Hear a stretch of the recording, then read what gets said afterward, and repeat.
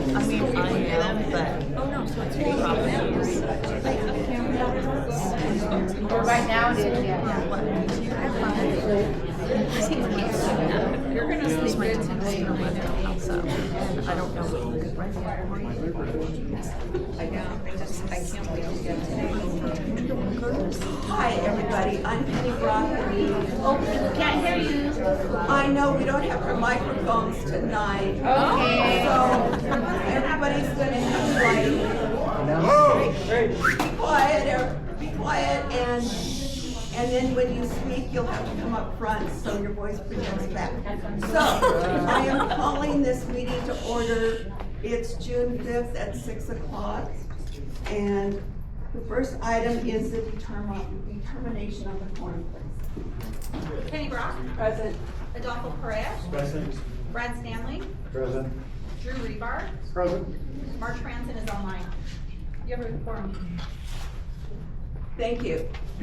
We will now have the Pledge of Allegiance by Drew Rebar.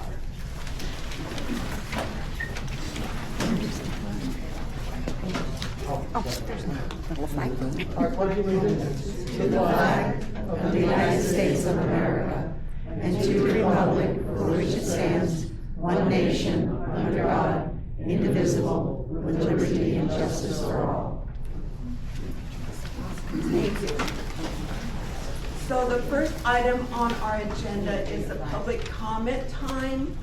So if you want to speak, you should have filled out a form, just with your name on it that you want to speak. You'll have 3 minutes to speak. A timer will be set. And please come up front and say your name loudly enough so it can be recorded for our minutes, please. So do we have the sign-up sheet? Oh, here comes Nicole with the sign-up sheet. So I will call you. And if you haven't filled out a sign-up sheet yet, or you decide if you want to speak, just go in the back and fill out the form, please. So the first person is Lisa O Sullivan. Yay! Okay. Good evening. My name is Lisa O'Sullivan, and I am a resident of Steamboat Valley. I want to express my deep concern and frustration regarding the recent installation of fencing by the Nevada Department of Agriculture that has effectively blocked wild horses from accessing the valley without any notice or consultation with local residents.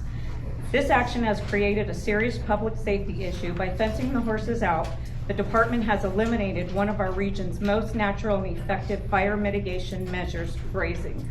The horses have historically helped manage the wildland fuels in the Willamonte and Rhodes Road areas, including 250 acres of BLM managed land. Without their presence, dry vegetation will accumulate, significantly increasing the risk of wildfire for the entire Steamboat Valley. Equally troubling is the fencing's restriction of access to essential water sources. Currently, the horses have only one remaining route to reach Little Washoe Lake. However, this route forces them to cross East Lake Boulevard daily, a busy road with a 45-mile-per-hour speed limit, posing a danger to both horses and drivers. In contrast, within Steamboat, the speed limit is 25 miles per hour, making it a much safer environment for all. The situation not only raises public safety and environmental concerns, but it also creates unnecessary financial burdens for the state. A state fire official informed me that alternative vegetation management through goats would cost between $40,000 and $60,000 annually. Meanwhile, the wild horses have been grazing this land for free, serving the same purpose at no cost to taxpayers. It is both inefficient and fiscally irresponsible to replace a natural solution with an expensive artificial one. I have personally consulted with the Truckee Meadows fireman, Brett Taylor, who supports my concerns and agrees that this new fencing significantly increases fire danger in the area. I am urging a revision to the current fencing plan. Specifically, I propose reopening access to the 250 acres of BLM land and allowing the horses to reach a long-time established water source on a property bordering the BLM land on Willamonte, a source they have depended on for the past 13 years. Without access to water, the horses cannot survive and the surrounding land cannot be naturally grazed, compounding the fuel buildup problem. This is not just a matter of public safety and fiscal responsibility. It is also one of humane treatment. Denying wild animals access to water is not only cruel, but also counterproductive to land and fire management efforts. Thank you for your time and your consideration of this urgent matter. I hope the department will act quickly to reevaluate this decision and work with the community toward a more sensible and compassionate solution.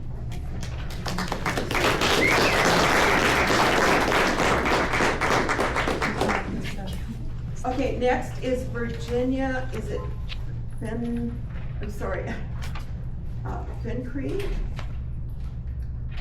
Virginia, oh, it's the Virginia Range Fencing, and it's Sonia Coopy. Yes, so sorry. I'm new with this. That's okay, I am too. So good evening, everyone. My name is Sonia Cuff, and I live in Steamboat Valley. And I'm here to talk about my concern of fire in Pleasant Valley and Steamboat Valley. I purchased property here in 2018 and moved here in 2019. I don't think I need to remind everyone of all the previous fires we've had in our area in the past years, including the firestorm in 2004, and also the fire along Highway 395 in 2021, and of course the many fires last year.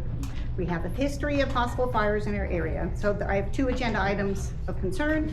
The first is the closure of the Washoe Valley Fire Station in 2022.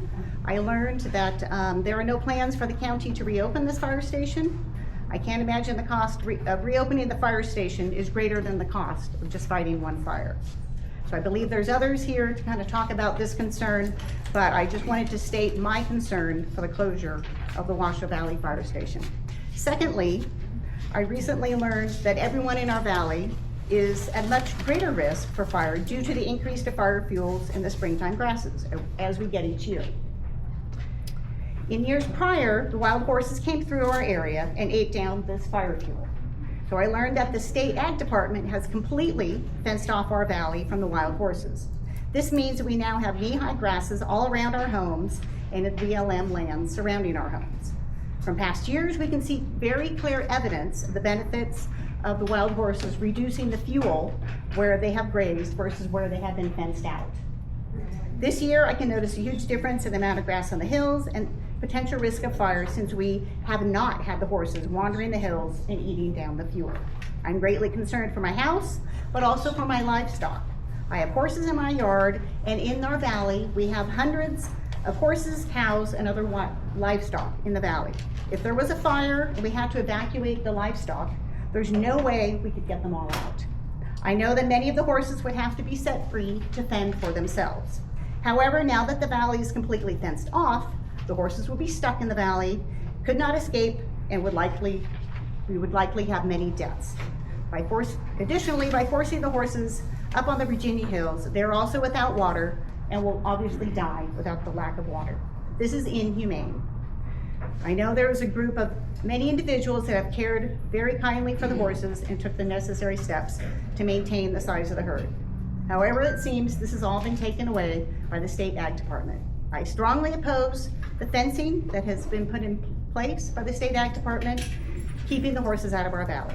This greatly has increased the risk and loss of life of property to everyone in our valley. So thank you for hearing my comments and for your consideration. Good job.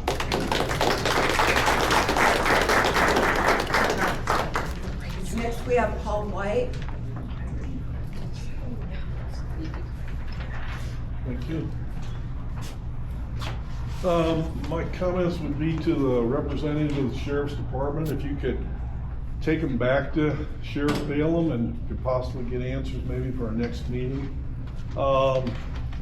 First would be that based on all information you can get, our jail holds 1,200 people.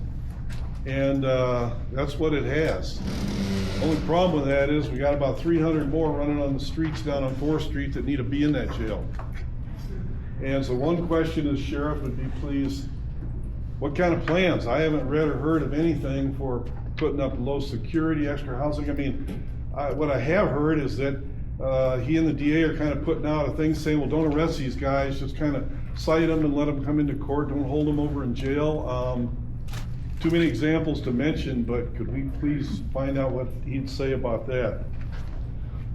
Question 2 is, I believe the sheriff kind of presents himself as being on the conservative side of things.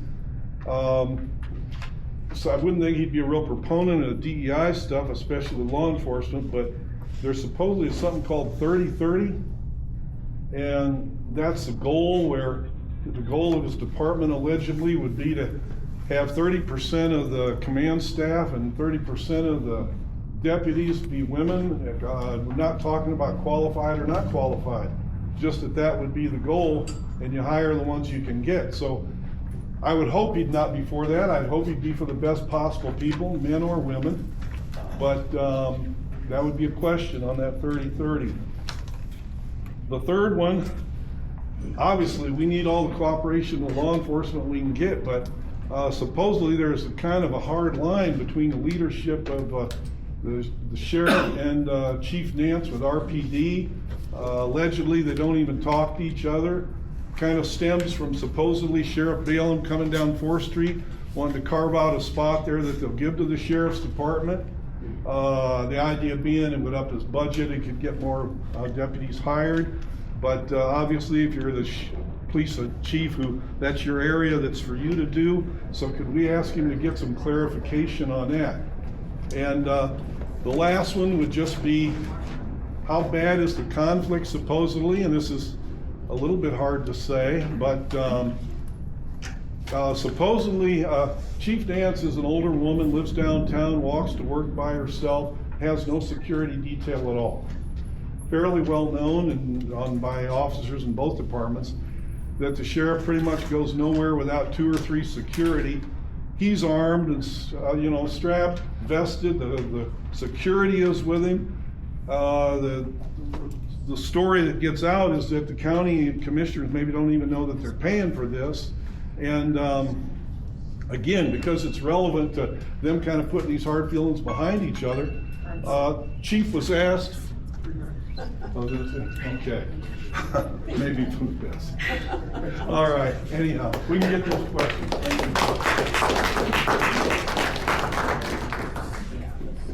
Elizabeth Sotomayor, please. Oh, sorry, I'm stuck. Oh, and I'm sorry, so when you come up to speak, please repeat your name again. Thank you. Good evening, my name is Elizabeth Sotomayor. In the early part of April, I attended the Lincoln Day dinner where Governor Lombardo was in attendance. I attended this event in hopes that I could have a moment to speak with the governor concerning the wild horses and them being fenced out of their water source. I told him that I was an advocate for our beautiful wild horses. Governor Lombardo was very nice and allowed me to speak about my concern. I informed him that I had been up on the range and the water source from the ponds that everyone talks about was drying up fast, possibly by the end of May. I proceeded to express my deep concern about the horses having no water. Many of you may know that a horse dying of dehydration is a very, very painful death. So I explained to him that as an animal lover and advocate for the horses, the situation was very disheartening. At that time, Governor Lombardo gave me his word that water would be taken up to the horses as they do with the bighorn sheep. However, he did not give a time frame when this would happen. Since the ponds are now completely dry, there needs to be a water source on the range as promised by the governor. So I'm asking everybody, please help me contact the governor and tell him that the water is needed now. Thank you.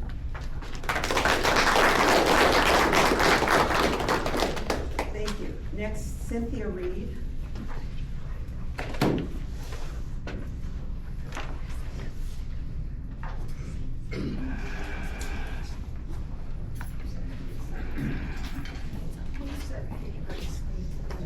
Oh, yes, right here.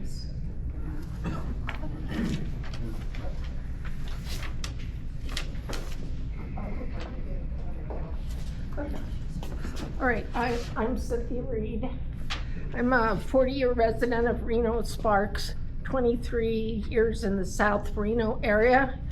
I'm a retired teacher. I'm a volunteer in the parks. I'm an HOA board member and a Firewise coordinator for our HOA. I have two concerns. I'm talking about fenced dog parks for small dogs and big dogs in this South Valley area. We don't, my first concern is that there is a South Valley's 2015 master plan shows a small dog park behind the baseball fields. I understand that that plan will be up for review in possibly 2025 here, and I want to make sure that South Valley's dog park stays in that plan as part of the expansion that they've started with the softball fields and the infrastructure. So I need all of you to pay attention to what's happening there. I mean, I'm willing to help organize a group to help fundraise, since after COVID, the county planner then said all the funds for this expansion vanished. Now they've managed to get enough for the infrastructure that you see going on out there. And I believe the baseball group has got a grant from the Pennington Foundation.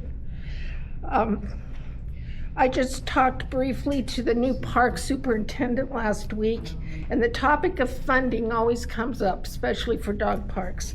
I don't know if any of you knew Link Piazzo, but his name is all over like Reno High School and the regional dog park, because the man donated money to make that happen. So if you know anybody like him that understands how important green space is to exercise with your dog, it also helps us humans physically and mentally. All right, and it helps those dogs burn off energy and to become socialized. Tired dog is a quiet dog. So that's why this is so important. My second concern is balanced use of our existing neighborhood parks that exist. I know of one neighborhood park in South Reno which has no activity going on until after school or sports in the afternoons. And we retired people really love to walk up to that park and walk our dogs on leash up to the park, and then throw the ball to our dogs, and then put our dogs on leash and walk back home. Oh, okay. But anyway, so right now what's happening is we're getting threatened with $200 citations because of that specific rule. Anyway, more to come.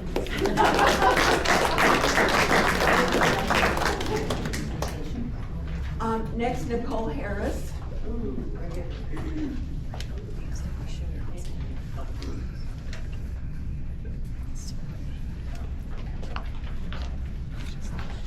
Good evening, everyone. My name is Nicole Harris. I live in Galena Forest Estate. I thought we would not have to be here again, but here we are again. A couple of things we want you to know: that we need to be vigilant, we need to be active. There are so many issues that affect all our neighborhoods here. This particular Citizens Advisory Board is mandated, or let's put it this way, we have a right to have these Citizens Advisory Board. And in the back, you'll have the statute that says what we are to do and how we are formed. That's number one. Number two is we need to tell our County Commissioner Mike Clark and the rest of the board that we want these meetings on a monthly basis. Once every 2 months is not enough. We hear rumors, we don't know if it's true, we need answers. We are the ones that are here living, and we pay the taxes, and we employ these individuals. Yes, we need to have a better communication with everyone. It's a real tough world out there. Second of all, we developed a survey. I want everyone to take a look at it. There are so many points of interest. We would like to know which ones you're interested in, and if you like to put your name, your HOA neighborhood. That's real important. Our master list that we developed for the Noom's, the stadium, we have about 180 names. Now people are saying, well, there's no stadium, we're gonna have something else out there. Well, I don't know what's something else there. We have openings on boards and commission. We need people to be there, to be the eyes and ears and let everyone else know in our neighborhood. These CAB board members cannot do it themselves. I was talking to the chair and she says, Nicole, I need some help. I said, really? I said, okay. So last minute, we're doing these things. So we need that information. It's private, it is only to these topics. We don't sell our list.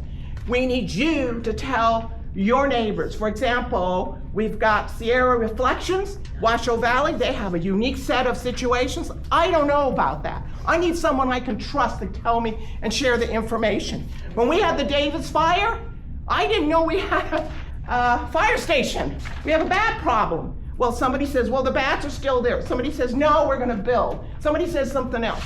I just want what the true facts are and what I need to do to make a decision, okay?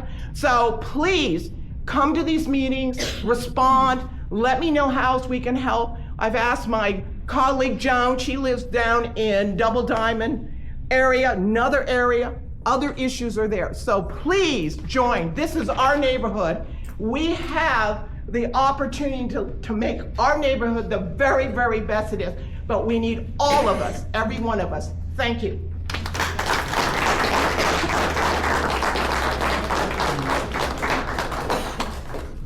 Next, Julie Alman.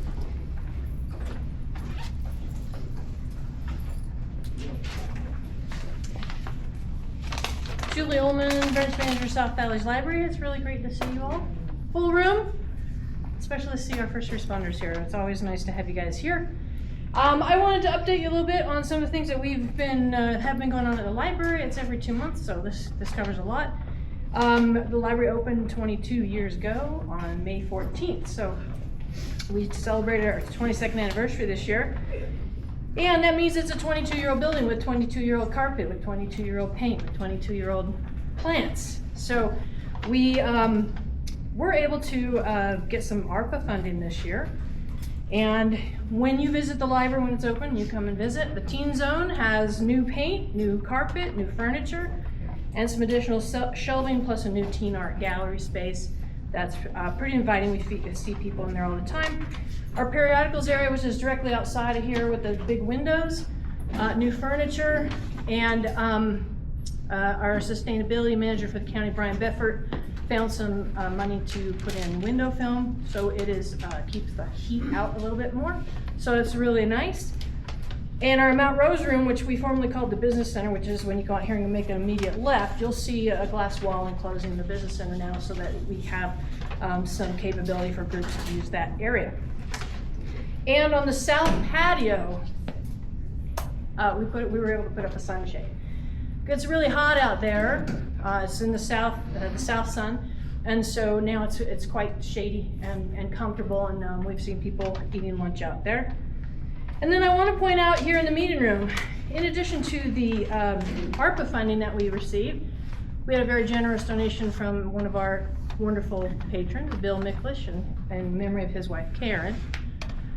His donation paid for these wonderful photographs up here, paid for your new chairs and the new tables in the meeting room. And you will also see new benches out front and a new bench inside our lobby, as well as when you are in the periodicals area, in the Mount Rose area, you'll see a panorama photo of Lake Tahoe there.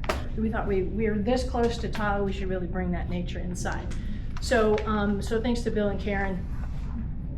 This should have been done years ago. It looks so great, and I can't even believe that it took that long for us to get that, to think about that. So if we ever get more money, if y'all want to donate, we have lots of more projects that we can always find something to do. I do want to update you on Summer Reading Challenge. This year's theme is Color Our World. It is open to all ages, so you all can go onto the Beanstack app tonight, sign up, earn free books, and contribute to the literacy of our community. It just started on Sunday. There's already 105 active readers, 245 books have been read, and 11,684 minutes, and 8 people have already finished the challenge, which is 600 minutes, essentially. Most of them, of course, are children. And that's, I think, all that I wanted to bring to your attention at this time. So it's again nice to see everybody, and looking forward to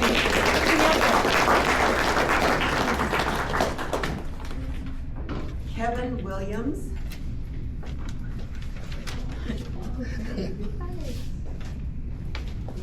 Good evening, everybody. My name is Kevin Williams. I was very involved with the horses, trying to do it with the fencing that's happened in the last couple of years. After the fencing kind of went up and it just seemed like our hands were tied, I kind of gave up. So I don't really know a whole lot of, I don't know, like a lot of up-to-date stuff. I feel like even this meeting I don't really know too much about this meeting. I just was contacted the other day, maybe to come out here and speak. I was very involved. I don't know, I mean, it's hard to speak about this without cussing because just the way the NDA, the way different organizations, the way everything interacts, the way the groups that are supposed to be there to help the horses, there's so much secrecy involved. It really, it sucks. People don't know. The general public has a hard time finding out the truth. I was very persistent. I drive, I talk, I know a lot of people. So I'm just trying to figure out, I mean, I hate to say it, but this topic is like freaking beating a dead horse, It just, the water situation, again, the water situation. Why are the animals being treated so inhumanely? They're animals, they have feelings, they have spirits, they have everything. I mean, and we're fencing them off from all their natural resources. I don't understand it. I was handed a piece to read, but I can't even read it. I mean, I'm shaking. I hate this stuff. Why are we doing this again? It's like, the horses, they do have a lot with the fire suspension. They eat all the cheatgrass, they eat all, they help a lot. They're here, I don't know, it's just bad that, and the NDA and the Wild Horse Connection and stuff like this, they're contracts to help each other, but the organizations that are supposed to be helping, their hands are tied by the NDA. They cannot do what they want to do, or even if they want to do it, I don't even know if they want to do it. They're just, in my opinion, they're lazy. They don't act. They react. They should be doing issues with the horses, with the water, that this should have happened years ago. But they wait till the last day, and maybe, well, we need to get these horses out of here because they're gonna get round up in the corral, or something like this. They just, I don't know, it's just, it's terrible. I mean, I don't understand it, but that's my 2 cents worth.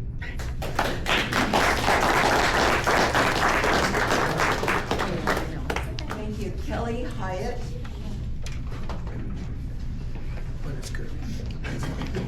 Hi, my name is Kelly Hyatt, and I have a lot of stuff to go over, but I'm going to clarify a couple things really quickly. I myself hauled water for the wild horses, and I'm not even supposed to be talking about this, but I don't care now. I've been hauling water for 10 years, 9 years on a private property that was allowed to be done by the Department of Agriculture and the people that owned it. There are other people that have allowed the water to be given to the horses. Unfortunately now, the fence, and y'all need to understand there are 3 fences. One of them is the city, and you're gonna hear about this soon. That fence was well thought out, financed by grants and taxpayer dollars, I think. And there's another fence that's already done, which is causing major problems, whether anyone wants to believe it or not, in Steamboat Valley, coming from Andrew Lane straight across to cut through BLM land to Toll Road, which does block them from getting the water. There's also another fence that nobody is talking about because it has been done in complete secrecy, including the NEPA getting what's called categorical exclusions, which I didn't know what were, but now I do. So they were able to build a fence from Jumbo Grade somewhere, no one knows where it starts, but it goes to Tin Horn, which is at the bottom of Washoe Hill, which is where the fire station that y'all are gonna be talking about is now closed and not open. So fire, fire, fire, fire. I myself am definitely against Sierra Reflections, the canyon. That thing is burned already 2 times, I think. Fire runs right straight up to that canyon, gets up to Mount Rose. It happened already last couple months ago, whatever. I live in Toll Road in Villa Bianca Trailer Park, that's been there forever. Luckily, no fires came there yet, but I also live at the roundabout. I hear rumors the roundabout is gonna be enlarged, turned into 6 lanes going across. We don't hear anything. The questions we're hearing today are the best reason that there should be a cab every month, because people are caring about our neighborhood. And the lady that spoke, yes, you are correct. We need to fight, we need to do it. But yes, you're right. Our hands are tied. We are not allowed to speak. We are being told not to speak because we can't upset the apple cart. Well, I'm here to tell you that I've been a volunteer for 13 years, and everything that I've done is right now shit down the drain, except for what Naomie Duerr has done. This stuff has done in secrecy. This is our tax dollars that were paid for this fence that was done in complete secrecy in Washoe Valley, where you all live, and Pleasant Valley, and you are gonna be in fire danger. Other things I would say is I'll also clarify that water guzzlers for the wild bighorn wild sheep, those are financed by the hunters and the wildlife, whatever their group is, they got license plates too, we all do. They don't take water to that. It's rainwater and runoff. And they make absolutely certain that wild horses cannot get to those. So there is no water on the range. The 3 seasonal ponds are now dried up. I'm not allowed to haul water anywhere now. And if I do, I'll probably get in trouble or get kicked off the team or something to that effect. 3 minutes. Thank you.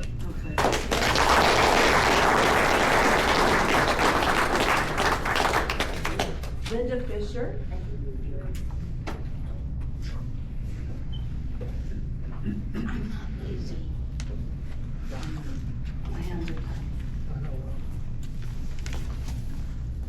Hello, thank you for allowing me to speak.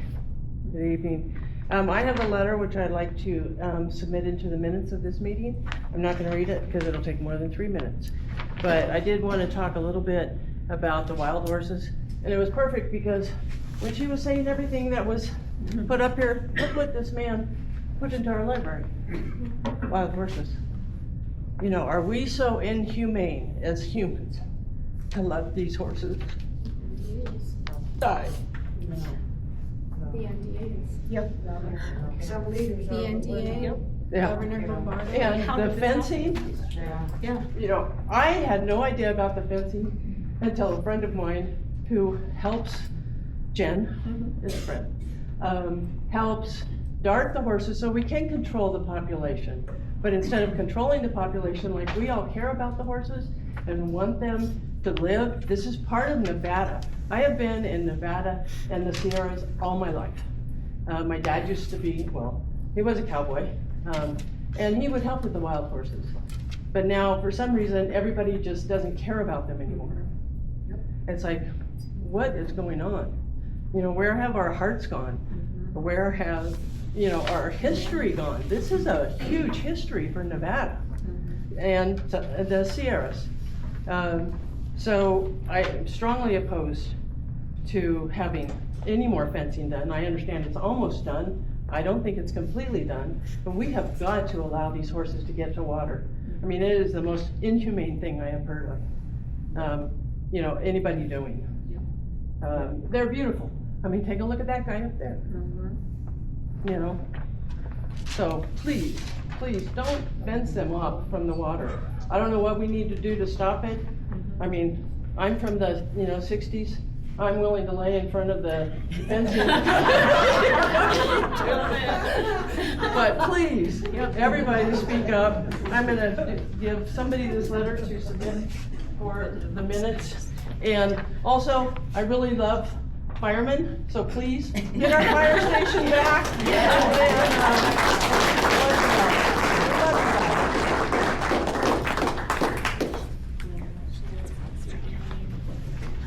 LT Tensa? Or is that lieutenant? Yeah, if you're ready for the law enforcement, if you're ready for that now, or Oh, do you no, have anybody else? okay. Okay, Norma Davidson?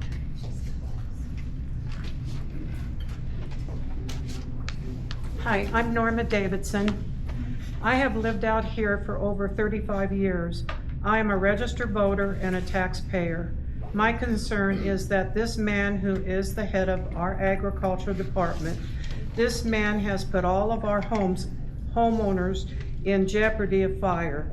He has no clue what is going on. Galena has their sheep to eat wild grass. We had the horses to eat our wild grass. 395 splits us. Sheep, horses. Okay, here's another one. This man won't even listen to people. He has people believing that there is water above 395. Really? Okay, that is not true. We are in high desert and only water is the Washoe Lake. What the man is doing is torture and inhumane, no compassion for wildlife, misery and suffering and cruelty. Insurances, our home insurances and companies are dropping us like crazy. They're dropping us because now we're in a fire zone. They consider us in a fire zone. Doing damage of these wildfires. Horses are not here to eat it anymore. Our horses are on quarters. Our horses are on the state symbol. This is Nevada, the free state of wild spirit, wild Mustangs. Thank you.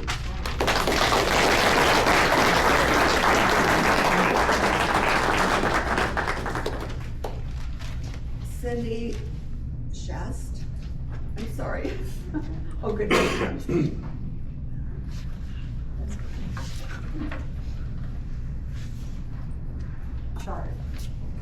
Sure. I hate to change the subject. I don't even know, can I talk about a subject that's not on the agenda? Oh, anything you want.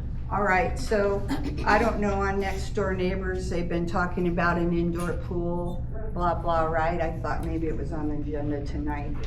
So I've been watching our regional park. I know this is a small map, but our regional park, you can see they're building out these right now. This gray is an indoor pool. And this is a map from 2019. And now on the build out map, and you can look all this up on South Valley's regional park, on the build out map, it just says playground.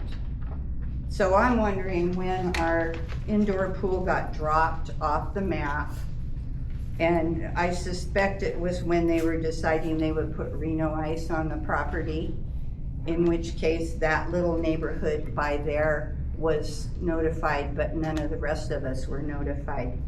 And I just feel that our children need an indoor pool in the winter time so they can get some exercise and they can get some inexpensive swim lessons. And they can do every other sport, but only swimming is gonna save their lives and help them save some other life as through their adulthood. So I just want the board to, that comes to your attention and that we can work on this. I don't know what the rumors are about the indoor pool and Wendy Damani, and I don't know any of that. So I like more details on that.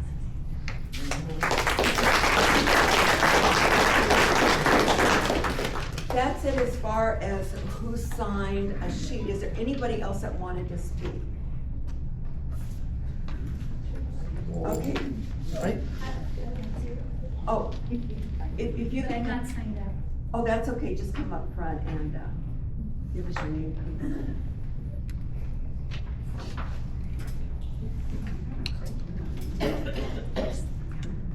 My name is Kristen Field and I live in Steamboat.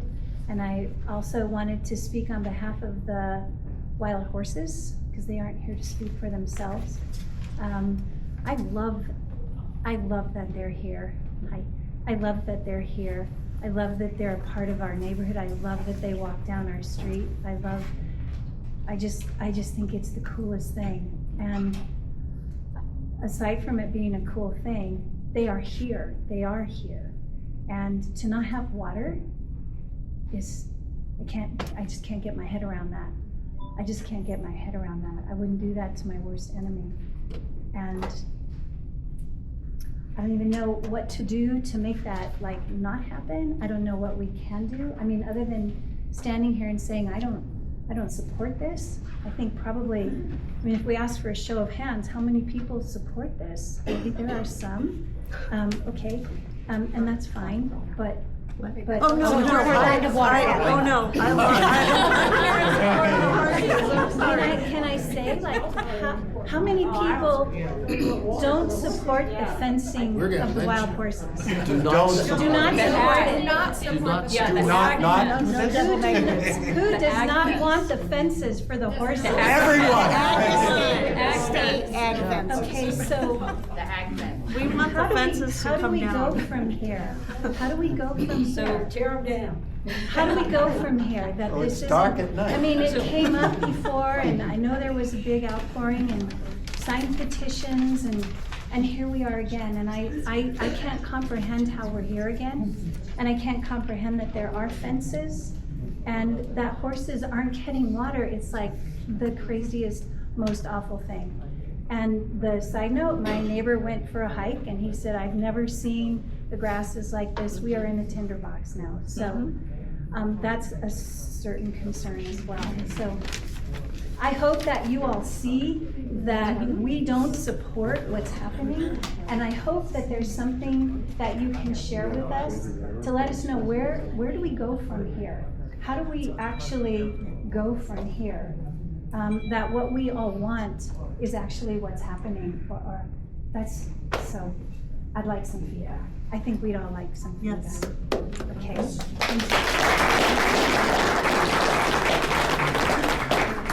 Excuse me, sir, did you want to speak?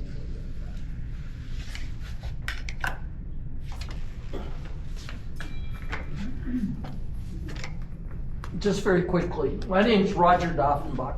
My brother and I have had water out for our horses. There's no way for our horses to get down to the water. At one point, we'd had diversionary feeding for our horses. We no longer have diversionary feeding to keep our horses up in the hill to keep them so that they do feed. We need them to feed. We need them to come to our water. How is it that they can't come to our water? You know, this is just so terrible. There's one gate up above where they put the new fence in. And there should be some way, those horses can't open that gate to come down to the water. How the heck are they gonna get down to the water? Joel makes sure that there's water out there every day. It's gotten so that we only have 5 or 6 horses anymore. And what is it?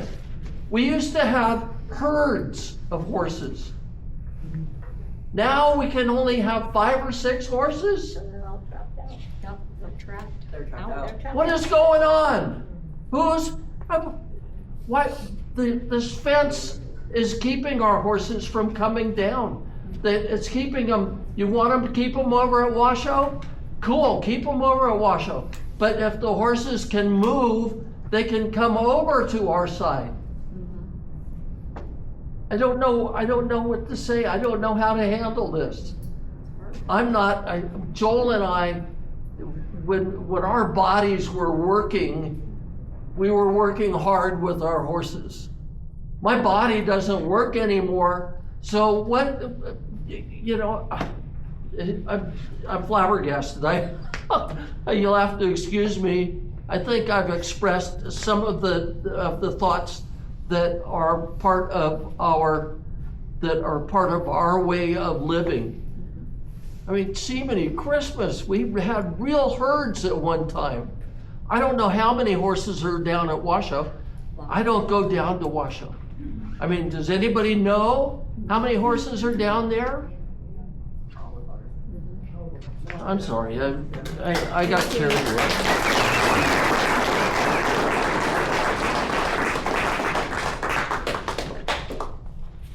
In the back, you want to speak? Yes. Would you come up front and give us your name, please?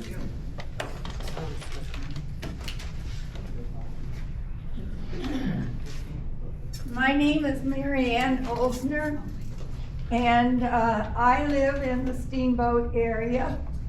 And since we're on the subject of fire and all that, I just would like to remind the officials and the public that we live in the Steamboat area where there's one way in and one way out.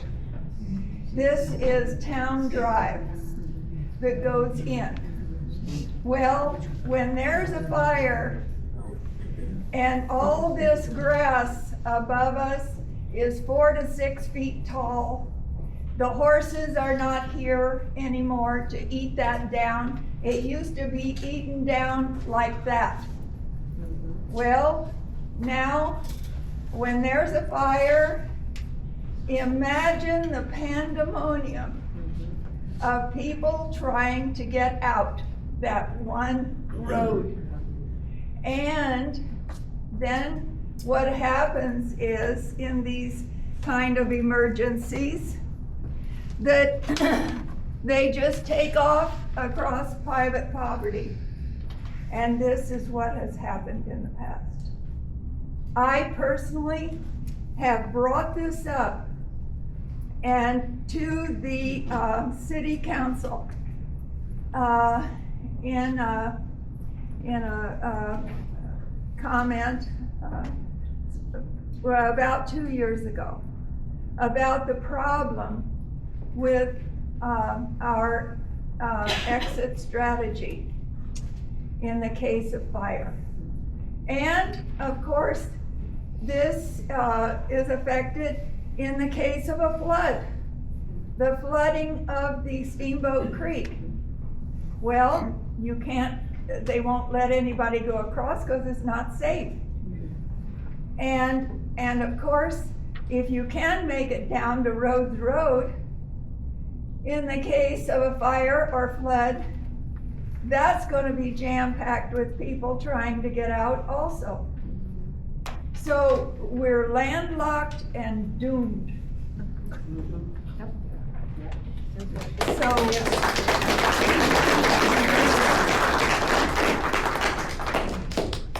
Thank you. Was there anybody else? Yes, please come up to the front.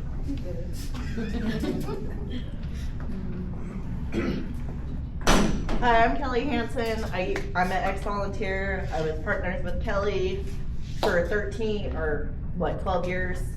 And the last 3 years, I have not been a volunteer due to health issues, but we have fought and fought for these horses. And now everything that we have done is gone. None of our water's allowed anymore. There is no more feeding. These horses are suffering. It's not the horses, it's the deer. It's the bears, it's the coyotes, it's the bobcats, it's the mountain lions that are getting affected by this fence. I was out riding my dirt bike on BLM land, I smacked the fence. How fair is that when they don't allow people, or letting people know where the NDA fence is? I got hurt and the young children that I was with got injured too. This is not okay because they are blocking all accesses to BLM and public lands for us to be out on dirt bikes, out on side-by-sides and quads.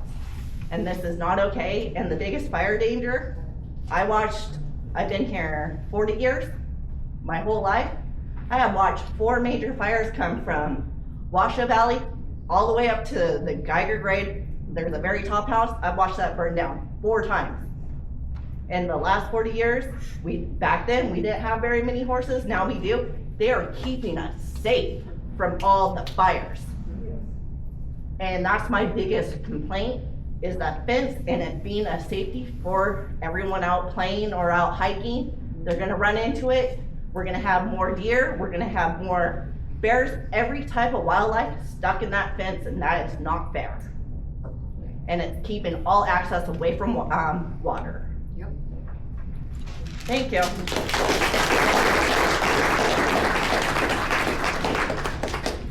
Thank you. Is there anybody else that would like to speak?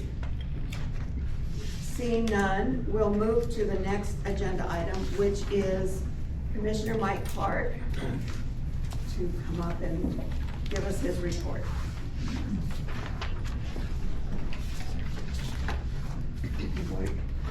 We don't have them tonight. Okay. Hopefully you can all hear me. I'm Commissioner Mike Clark, your elected official here in District 2. I wanted to talk about a couple of things tonight. The first being a fire station that's been promised to people here. Whether you rent here, whether you own a property here, if you're an owner of property, you're paying property tax and paying taxes towards a fire district. If you're a renter, your landlord is paying that. So somewhere along the line, money is being paid for a fire station. I was told we were supposed to have a new fire station 3 or 4 years before I got elected. I've been elected for 2.5 years.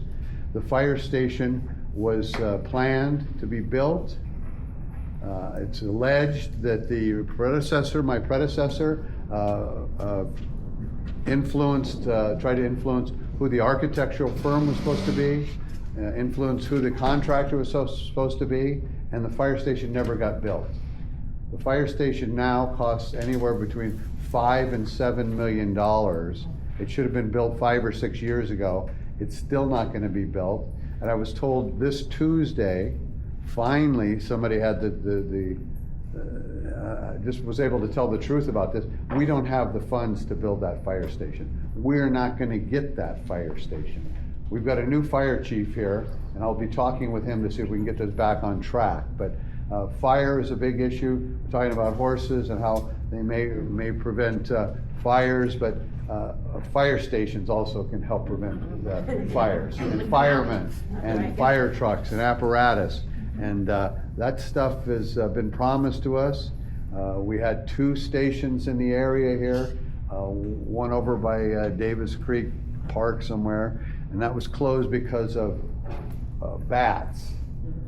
Okay, bats, and we can't use it. And you know, I don't believe the story. Okay, don't believe the story that bats can keep us from using a fire station, because as soon as our fire teams moved out of there, the bats left because the Nevada Department of Forestry moved in there and they got rid of the bats. So, you know, we're humans. I'll be darned if I'm gonna let a rat or a bat or any other rodent keep me from using a facility. But at the end of the day, we're joking about this, but you know, we need fire service out here.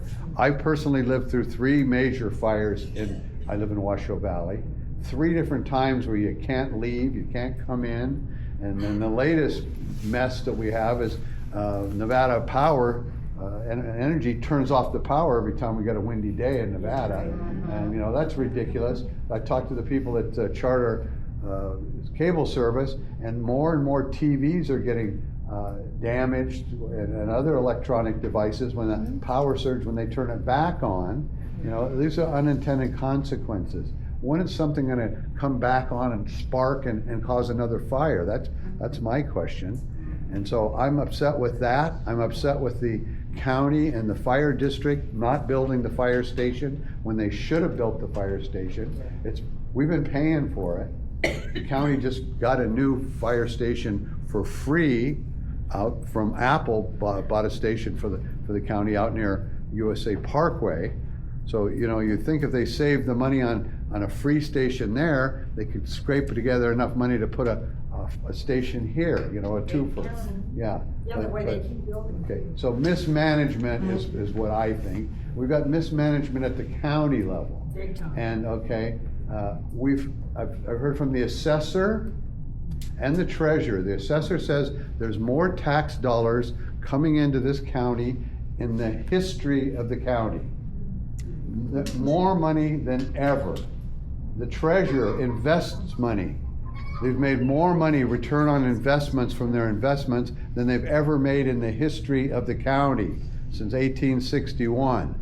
Okay, more money coming in. We've got some of the highest gas taxes in this county. We've got some of the highest sales taxes in this county. Okay, we've got this COVID money, this ARPA money that came in by the boatloads, and they spent it faster than it came in. The county's broke. The county is broke. What if you had the biggest paycheck you've ever had in your life?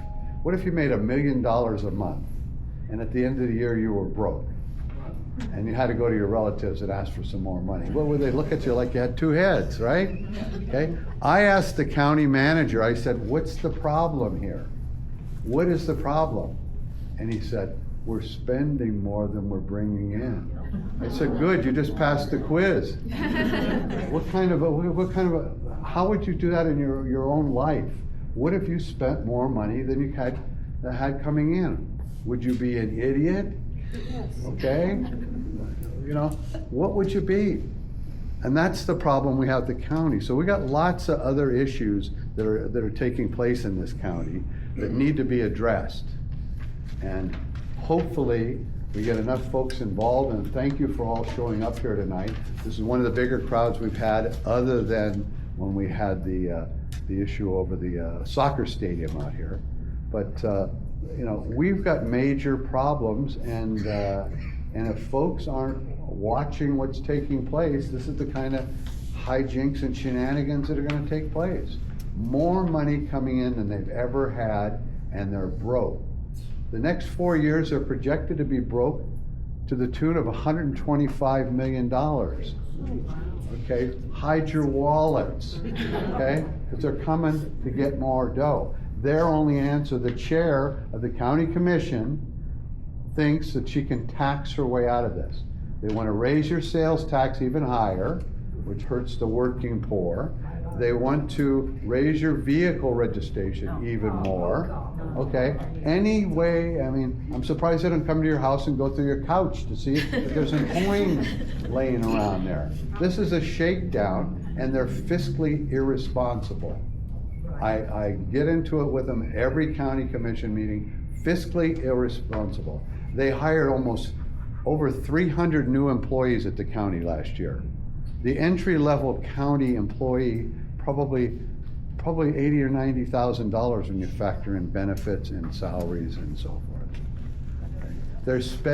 They hired a bunch of folks with the COVID money. That was temporary money that came in. They hired people. They should have said, hey, you know what, we can hire you, and when this money dries up, you're going to probably lose your job. But they didn't. They made them all permanent. So now they have to figure out how to make up for that shortfall. People of this county need to understand there's 5 commissioners and a county manager, and I'm only one voice there. A voice, I think, of reason, fiscal responsibility. I've owned businesses for 49 years. I was a county assessor before, or 8 years for those of you who don't know that. I know how this county works, and we're dealing with people who don't know what they're doing, and it's good that you're here, and they're trying to get rid of this meeting. The county doesn't want to have Citizens Advisory Board meetings. They don't want you to know what the hell's going on. Do you want to know what's going on? Yes. Keep coming to these meetings. Thank you. Any questions? Yes. Yes. What's the next step? We don't want to just have this meeting and nothing goes The next step anywhere, is because people- I've put my name and email on a list wanting the horses back in, opposing the fence, and nothing ever happens. We've got a county commission meeting on Tuesday, 10 o'clock, okay? 10 o'clock on Tuesday at the county headquarters. I've also asked time and time again to have at least one meeting in the evening quarterly for folks who have to, okay? And you know what the chair told me? No. Not even gonna vote on it. Okay, so what do we do with the meeting on Tuesday? You come in and you make public comment, and you ask for meetings in the evening if you think that's a good idea. You tell them that you're not happy with the fencing situation. You tell them that we need our fire station down here. You tell them whatever you need to tell them. When you come to these meetings, it's 3 minutes of public comment, and you can talk about anything you want to talk about. So is anything gonna ever happen if we go to those meetings and voice our opinion? There's only 2 things politicians understand, okay? Campaign contributions and votes, okay? So if you're a voter, Money in their pocket. yeah. So to answer your question, if enough people, if enough people bring this to their attention, you know, they can't hide from forever. Okay. But when we have these meetings and I'm bringing these points up and there's 4 people in the audience, where do we go? We got 500,000 people in this county, and we got 5 people showing up at some of these meetings. And these meetings are, some of these meetings, there's some outrageous things happening. You know, we just got rid of one group of people that took care of a homeless situation or a rehab for folks, and hired another one to do the exact same job, and we're paying them an extra $1.1 million, okay, per year. Well, that could have probably bought us a fire station in about 20 years, right? Okay, see, that's the kind of shenanigans that are taking place there. Okay, we have just some quick numbers for you. We have 25% of the population are seniors. Okay, we've got a population of homeless people somewhere around 1,700. We've got, so the homeless get a budget of about $100 million a year. The seniors that we have, and that's 1,700 people, get about $100 million a year. Okay, and then we've got seniors who get $7 million a year. And just to put it in perspective, for animal control, they get about $14 million a year. So we're spending more on dogs and cats than we are on seniors. And you know, we're talking about horses not having food or water. We got a bunch of seniors that need some help too. Some of the only meals they get a day, per day, for a lot of them, is the senior lunches. And they awarded the contract to a company that serves horrible food. I'd rather eat the jail food. The jail food is better. If I have to go to the jail or the CARES campus, I'm going to jail. All right? Yes. Wait, before we move on, can you please state your name for the record? Yes. Cindy Zamorelli. Thank you. Back in the corner there. Who is accountable for the budgeting of the money, of our taxpayer money? Who's accountable? Yeah. I Apparently nobody. mean, you should be. The county commissioners, the 5 county commissioners. all of you? Right, Okay. right. Yeah. Wait. Illogical spending, in my opinion. Illogical spending. Yes, ma'am. Wait, who said that? I need the name for the record, please. Huh? Jeanette Ragsdale? Thank you. Okay, so whoever's gonna ask a question, say for the record, I'm Eddie Spaghetti, or whatever your name is. Okay, yes. Okay, for the record, I'm Kristen Field again, and I'm not Eddie Spaghetti. And, so here, you know, however many of us are here, and how many ever of us raised our hands and said we are not in favor, we are opposed to fencing horses out in the water. Where does this information go? Like, so you said go to the meeting on Tuesday.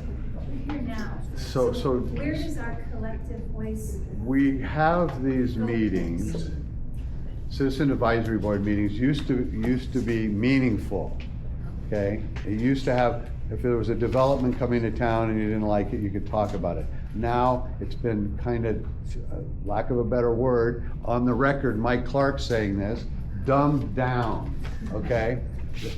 Unless you do something other than come to these meetings, nothing will happen. So really, this is an exercise in. The only thing, the good part is I show up to these meetings and I hear what you have to say and I'll take it back. But I need some support up there as well, because many times they'll say, oh, Clark's just saying that, okay? That's his opinion. My opinion means nothing. Your opinion means everything to me. So like, you know, a show of hands for how many people, you know, we are the voices, we are the voters, and we are talking to you. Okay. And does that not count, like, as opposed to just saying, I'm like, listening to you. there were a lot of people at No, that I'm listening to you. Yeah, I'm listening to you. I'm Okay. listening to everybody. I just. But I I'm just only want one to voice know out of that. 5. Right. It's simple numbers, 1 against 5, 1 against 4. Go, I'm sorry, I didn't mean to cut you off, but I'm frustrated as much as the rest of you. I hear that. I hear that. I think that what we're saying, what I'm hearing a lot of people say, is where do we go from here? And you're saying, come to another meeting. Come to another meeting. You know, lots of people clapped when you said we should have meetings at night because most of us work. Right. So, gosh, you know, it feels like, well, how do we get to then if it doesn't get funneled through the places where we're actually talking to you, to the larger audience that's actually making decisions, well, you are our voice. If we can't be there Tuesday, it has to matter more than feeling like this is dumbed and dumbed down more. You know, you are the person that we are. And I will take this message in, and when I say this to 4 other people, and they say next, after I get done talking, that's what happens. So I need some forces to multiply this, and maybe it's only an email to the other commissioners.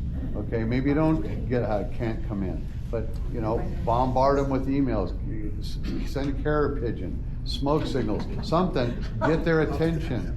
Okay. So we got a lady in the back, and I'll get you next. Yes. Hi, my name is Cameron McSweeney, and I am the Vice President of the Pleasant Steamboat Valley Landowners Association. And I'm wondering what your stance is on the Sierra Reflections development. Personally, I'm not in favor of it. Can we count on you to help us in our fight and all the research that we're doing to try to get this? I haven't been in favor of it. I'm not in favor of it. I don't think it makes sense to have the smaller lots interfacing with the rural flavor of Pleasant Valley. Okay, that's don't. I don't. So if one of us is continuing to go to these meetings, and we can get more and more support by more people in this room trying to get it out, because we've been trying to get the cause out to everybody, and there's still so many people in Pleasant, Steamboat, Washoe Valley that don't know anything about this development and how detrimental it's going to be for that area. So we need to just keep going to the meetings and showing up and hounding the boards, or? The way this political game is played is when something comes to the attention of the public, usually a bunch of folks show up and they're opposed. And then the meeting gets put back or rescheduled, then we have another meeting, and maybe 40% of the folks that showed up the first time. And then we have 2 or 3 more meetings about the meeting we're gonna have the meeting about. And finally, when it gets down to it, people are worn out, and 3 people show up and they say, oh, look, there's only 3 people against it, let's go forward. That's how it's done. And that's the exact reality that I need everybody in this room to understand. On any issue, they count on you to weaken, okay? Weaken. That's not gonna happen. All right, very well, ma'am. Hi, I'm Sotomayor, sorry. My question is the fence was funded by federal funds, this fence that we're talking about. So what exactly is it? What is your position say, or you really happy on it? We've never had it come before us as a body. So I just want everybody to kind of realize that you know, even though you're opposed to the fence, really the only ones that can do anything about it is our federal, I'm sorry, our state, I'm sorry, I misspoke. Our state, exactly, Governor Lombardo, and that's why you were laughing, I got you. So that's on a statewide level, as far as I know. It's never come before the county to vote on it or even discuss it. I guess I just want everybody to understand, you know, even though you're hearing us, this really is not gonna help us in that matter, because this is. Well, when I get a chance to talk to state people and federal people, I'll voice the concerns. I mean, they'll hear it, but I've got no authority over them. I mean, like if you spoke to the governor, you could say, yeah, I was at the Citizens Advisory meeting and there was a room full of people that were, you know, opposed to this fence. And these are the reasons why. I'm just saying. Sure. I don't.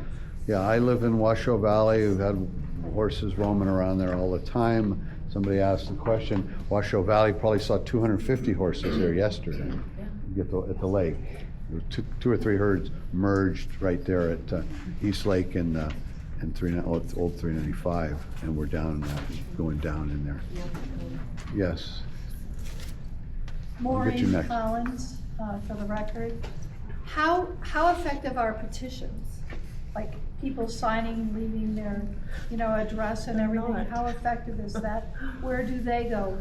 Or is it more effective for people to write to, send an email to each of the commissioners, or to say, we want this as part of the public record? I just tell you my experience is when I pick a topic, a hot topic, and I might get, several hundred emails, then it's definitely on my radar. I mean, if one person says, I don't like the red light at the corner of whatever, and okay, but if I have 500 people sending me that same email, we don't like the stop sign at this corner, the tree's blocking it, how can we see it? Right. Something like that. So it's all numbers. It's all numbers. It's the other three commissioners that are.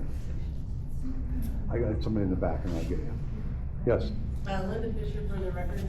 How much of the information on the financial that the county is spending is can the public get?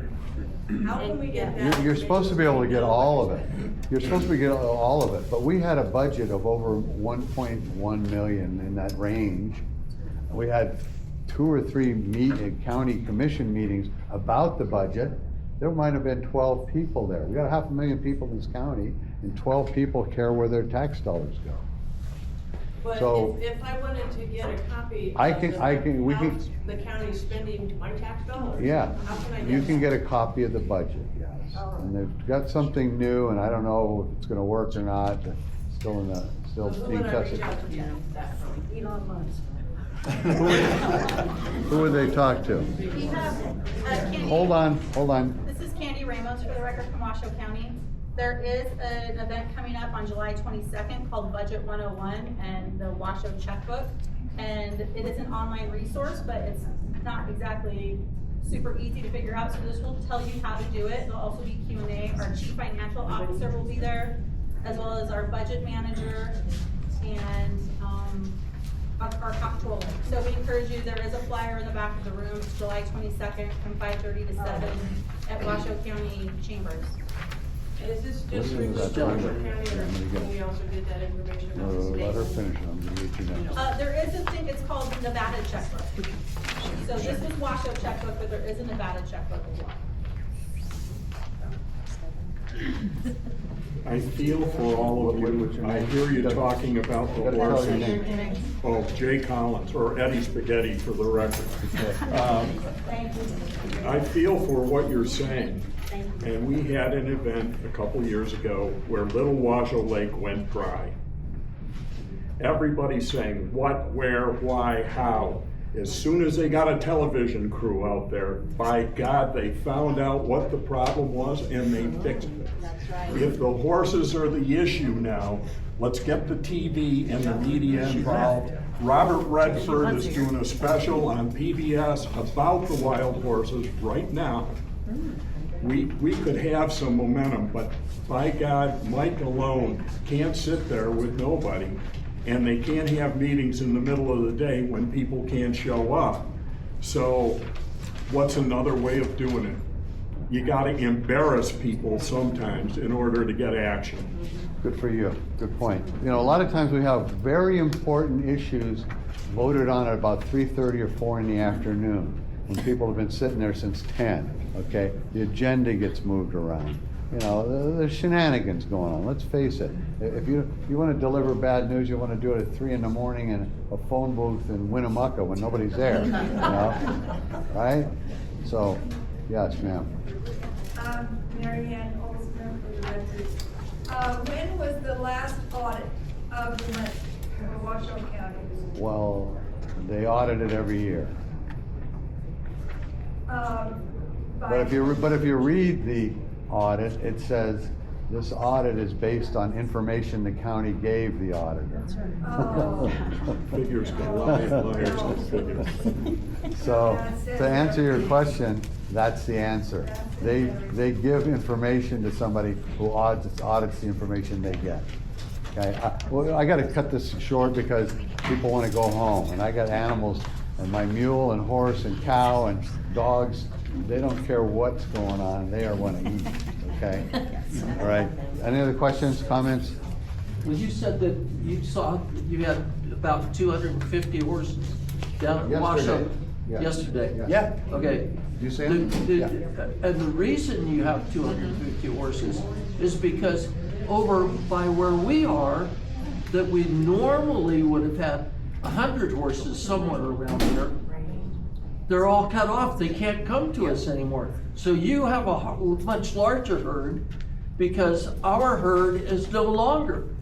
I don't know how that works. I do know that we don't normally have that large of a group, but it looked like several herds had merged for a few days. Yes. Right. They have to go there to get water. Yeah. Mike, talk about your meetings that you have at that church. Okay, so there's another thing that we do is I host, Penny helps me with this, we host, we looked for a venue and a church volunteered their sanctuary to us, and we do night town hall meetings where we don't have to worry about these kind of rules, and you can say whatever you want to say, and we've got some of those coming up, and we'll post those on my Facebook page and other places when they're happening. Give you plenty of notice. We'll a couple of weeks in advance. They're evening meetings, 6 to 7 o'clock, and they last about an hour and a half. Commissioner Clark, would you like folks to sign up so you can send them? Yeah, we could do that, absolutely. If anybody wants to know about these town hall meetings that I want to hold on a regular basis to inform the citizens of District 2 what exactly is taking place. Thank you.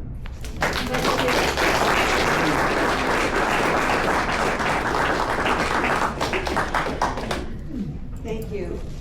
We're going to approve the minutes, and then one of the board members has asked for a 5-minute recess. So, is there a motion to approve the minutes? Madam Chair, I move that we approve the minutes as written. Can you say your name, please? Sorry, stay on the record. Thank you. Second. The motion is made and seconded to approve the minutes. All in favor, please say yes. Aye. Opposed? Motion, I'm calling the meeting back to order. So next on the agenda is if our deputy sheriff could come forward to speak, please, then we'll be followed by the fireman. So how many minutes will you need for your presentation? I'll keep it brief, just a few. Thank you. Yeah, I won't keep you guys here long with my stuff. Lieutenant Thor Tinseth with the Washoe County Sheriff's Office. I supervise the entire valley and the weekend graveyard shift. So I speak for a lot of the different areas that we supervise, but I do have specific statistics just for down here in the Washoe Valley, South Truckee Meadows area. So just for the quarter one, the first 3 months of the year, we haven't had our quarter two data yet. That won't close out until the end of June. We had a total of 3,087 calls for service.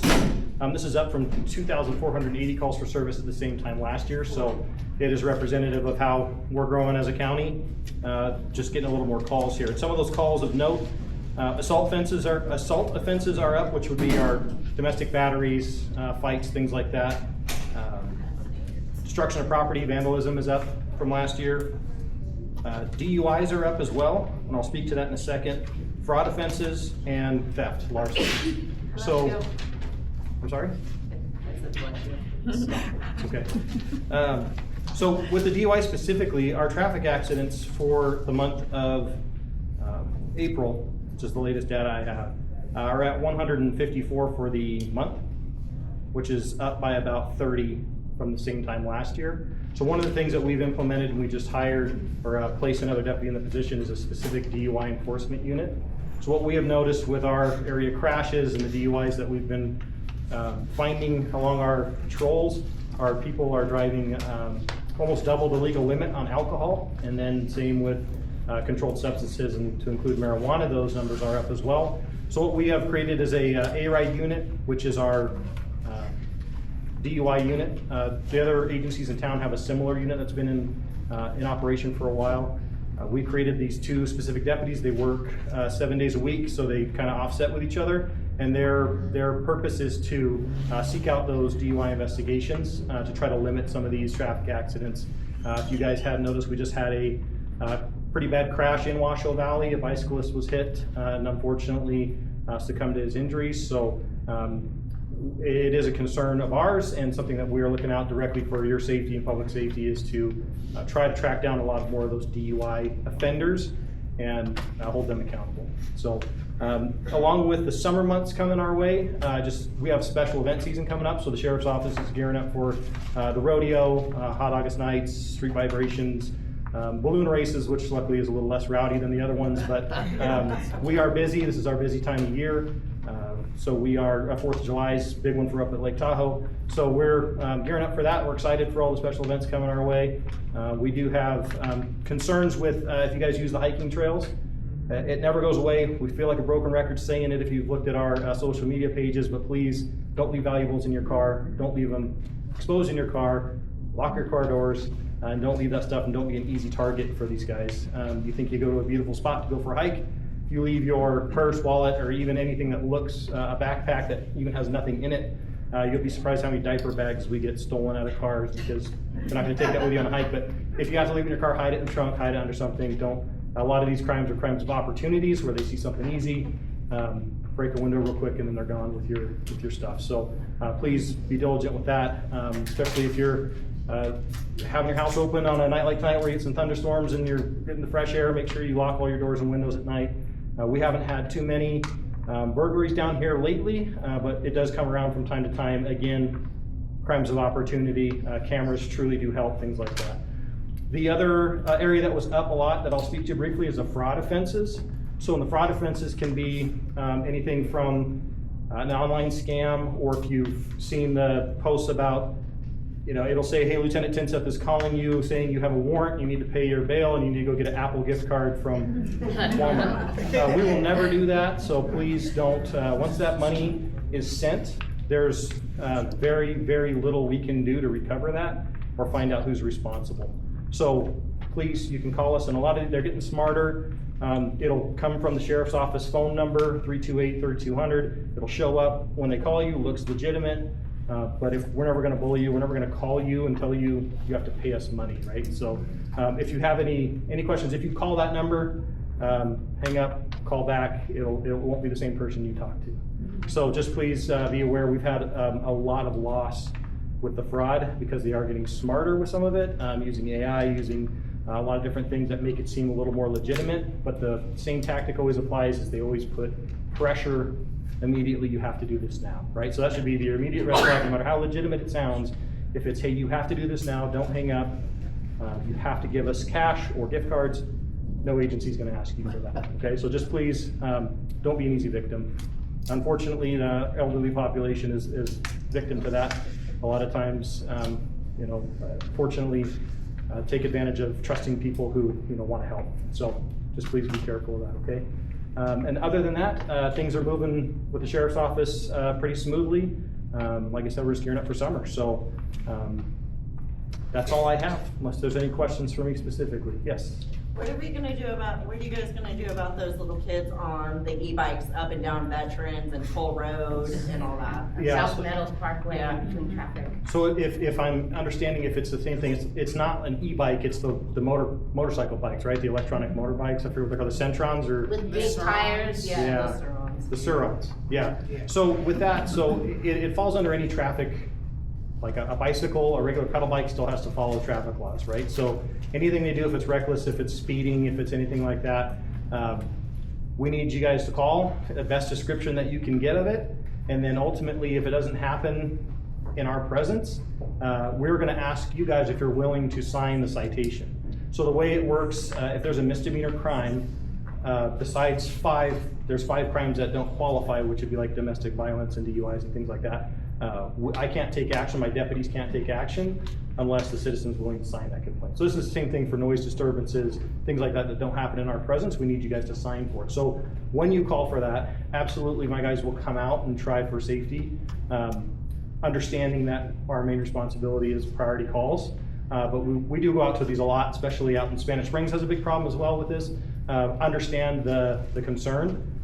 And like I said, we can absolutely issue citations, or even if that doesn't qualify, issue an arrest if needed. I know we just arrested several juveniles out in Spanish Springs for reckless driving for the same thing.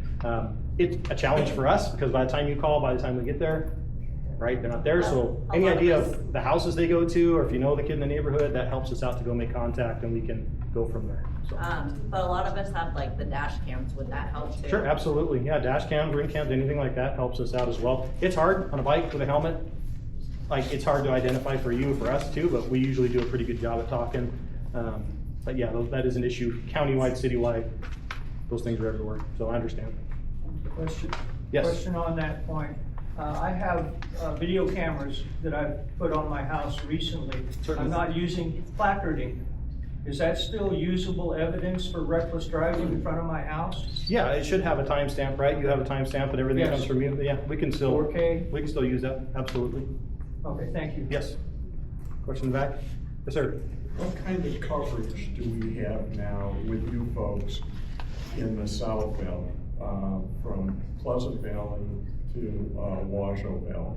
Sure, so that would be part of our, we call 8-beat. So 8-beat runs from Hidden Valley and then all the way down on the east side of 395 all the way down to the Carson City line.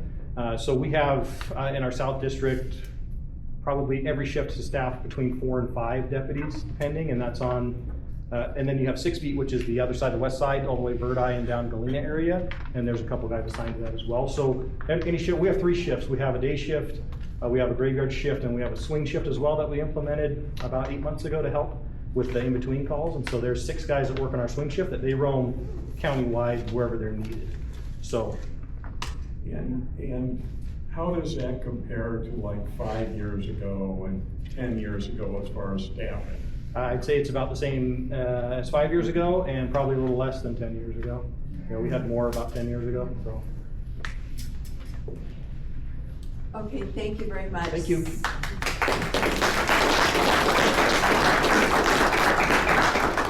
So now we'll have a report from the firemen.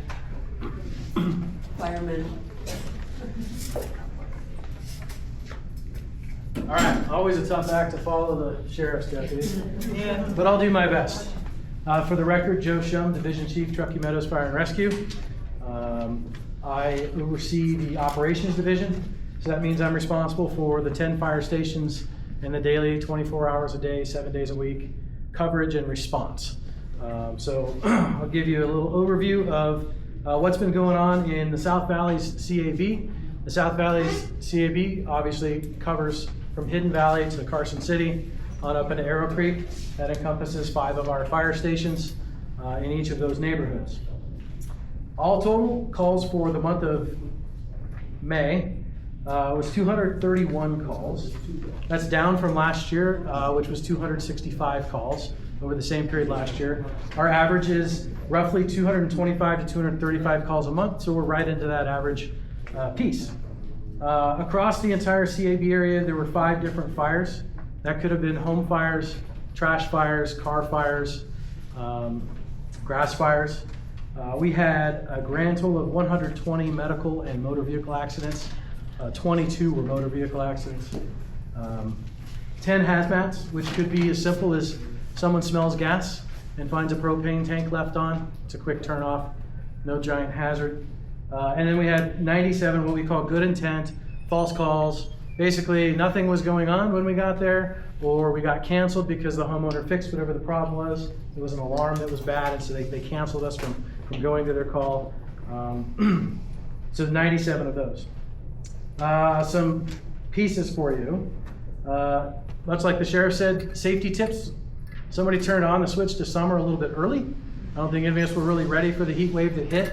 The storm today certainly helps, but it's still going to be hot this weekend. So we want to remind people that if you're out doing yard work or you're in the sun or you're recreating, sunscreen, water, hats, and breaks.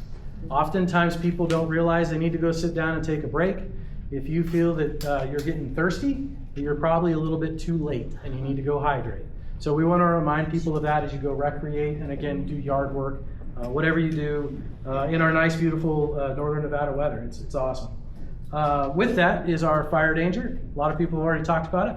Remind folks to try and limit things that cause fires. We've already had one vehicle accident that caused a fire up north. we're hoping to prevent all of those things. So if you're towing things, make sure the chains are kept up.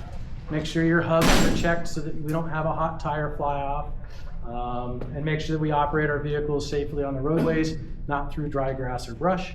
That goes as well for cutting, welding, anything that can cause a spark. Those barbecue briquettes, great flavor on your burger, but you gotta make sure they're out, they're cold, they're wet. Especially when our afternoon winds pick up.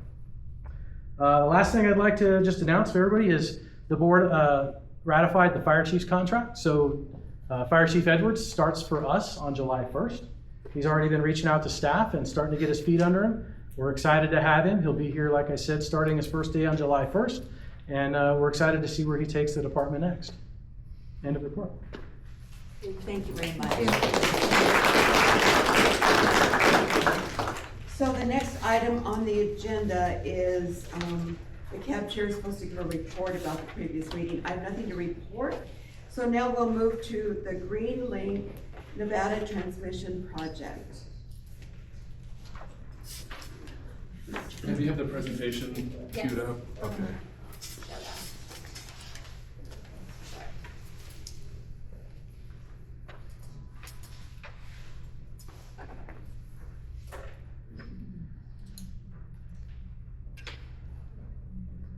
Great. I'm trying to share it with the people online. Okay.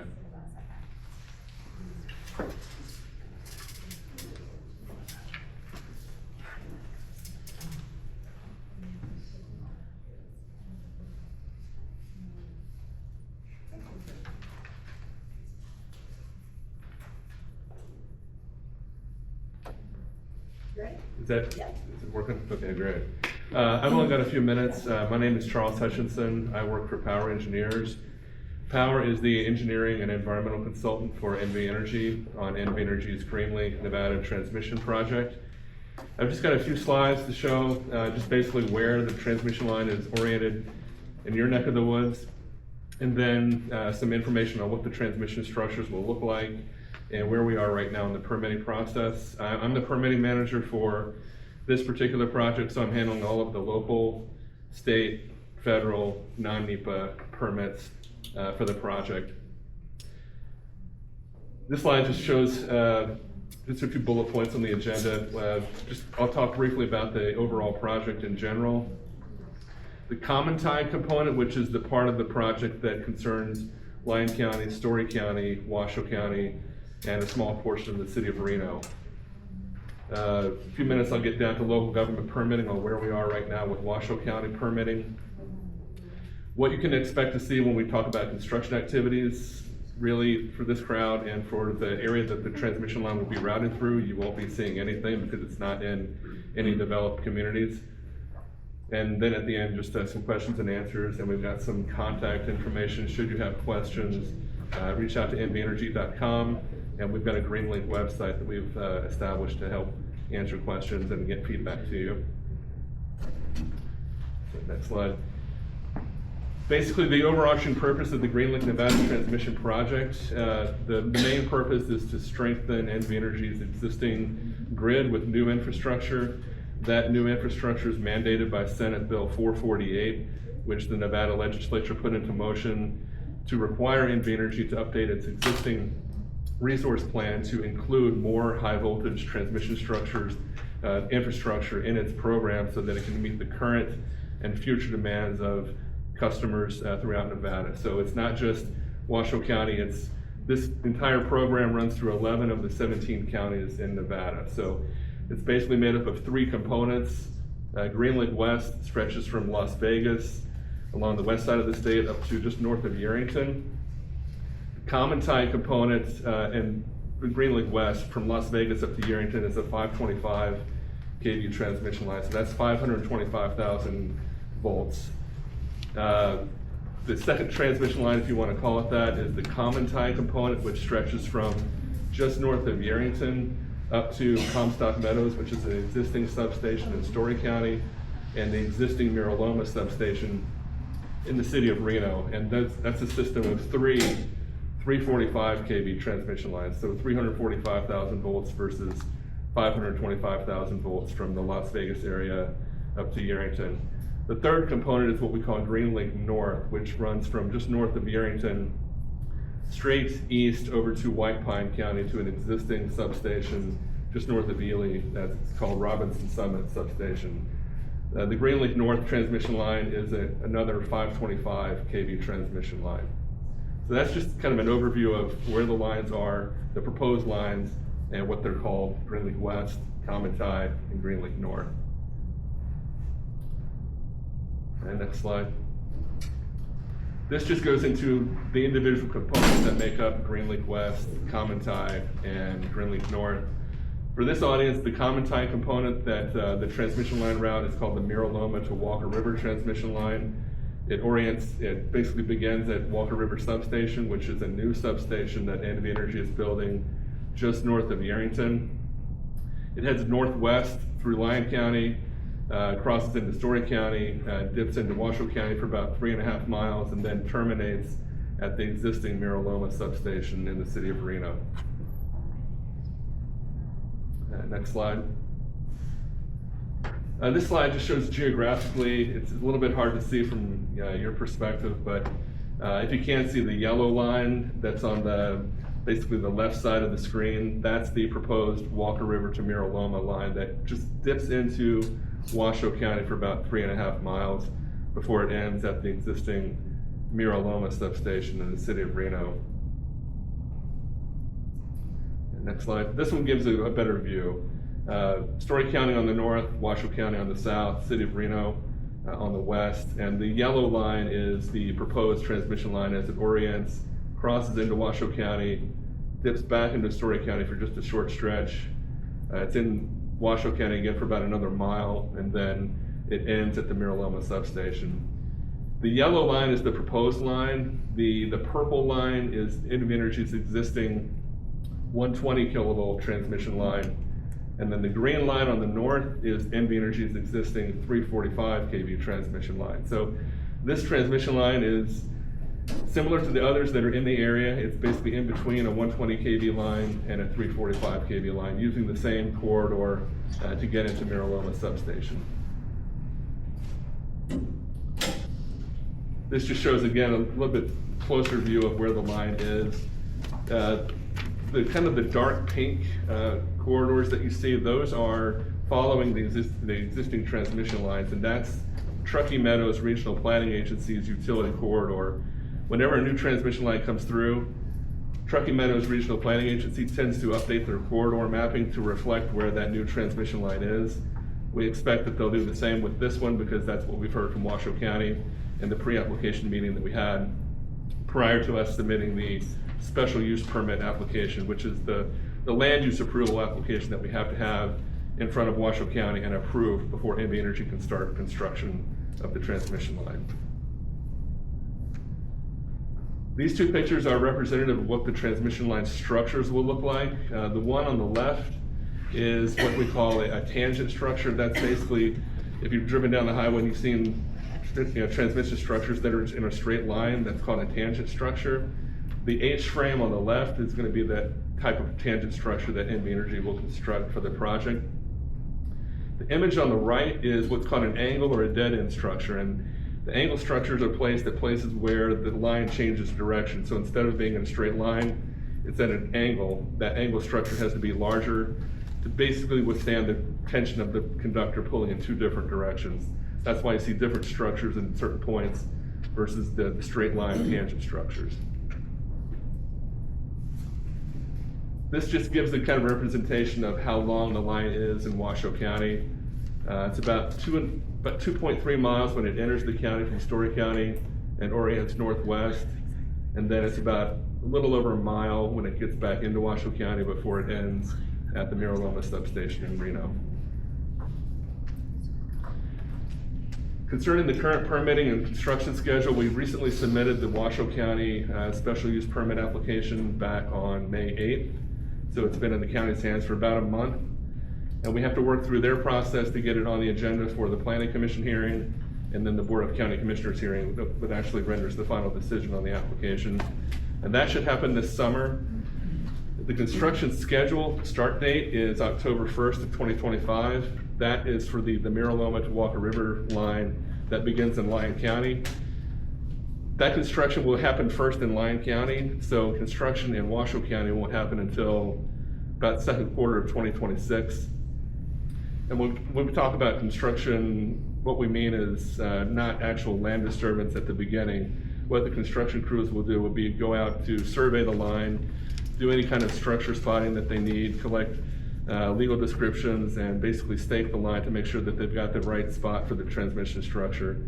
Actual land disturbance will happen after those surveys are completed. So about this time next year is when they can expect to have active construction going on in Washoe County. Another part of the planning process, once we get through with Washoe County's approval, it has to go before the Regional Planning Board at the Truckee Meadows Regional Planning Agency for them to concur with Washoe County BOCC's decision to approve the project. And that takes about 30 to 60 days after the Washoe County Board of County Commissioners grants approval of the project. So after BOCC gets through with it, it goes through the Truckee Regional Planning Agency for review. And we expect that review to happen in September of 2025. But those dates are tentative at this point. We haven't had any hearings scheduled yet with Washoe County. So we're working through that process with the county. Like I mentioned, construction sequence, basically what they'll do first is survey for sensitive plants, archaeological resources. All of this is on private land. It's not BLM land for this particular stretch. Right-of-way staking and surveying, and then they'll actually begin to install the foundations and then erect the structures, and then the final step is to string the conductor between the structures. There's no long-term impacts on wild horse populations, so wanted to make I know that was an important point that Linda Bissett was keen that we make a point of emphasizing tonight. As you've seen in the structures, they're not large structures where they're going to be taking up large parts of land. We're not going to have any fencing that's actually going to prohibit any horses from getting to water resources. It takes about a couple of days to actually set each one of the structures, and after construction is done at that structure, the construction crews will move about another 1,000 feet down the line to set the next structure. So horses can roam freely after the construction is complete. They can graze just as they've always done around the transmission structures. There's no precluding them to get to water resources, no fencing. So that won't be a problem for the transmission line construction.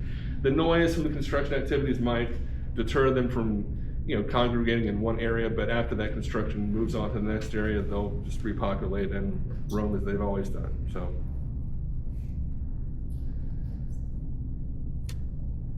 Yeah, and then questions and answers. Hi, I'm assuming that you're at this meeting because our neighborhoods are being directly affected.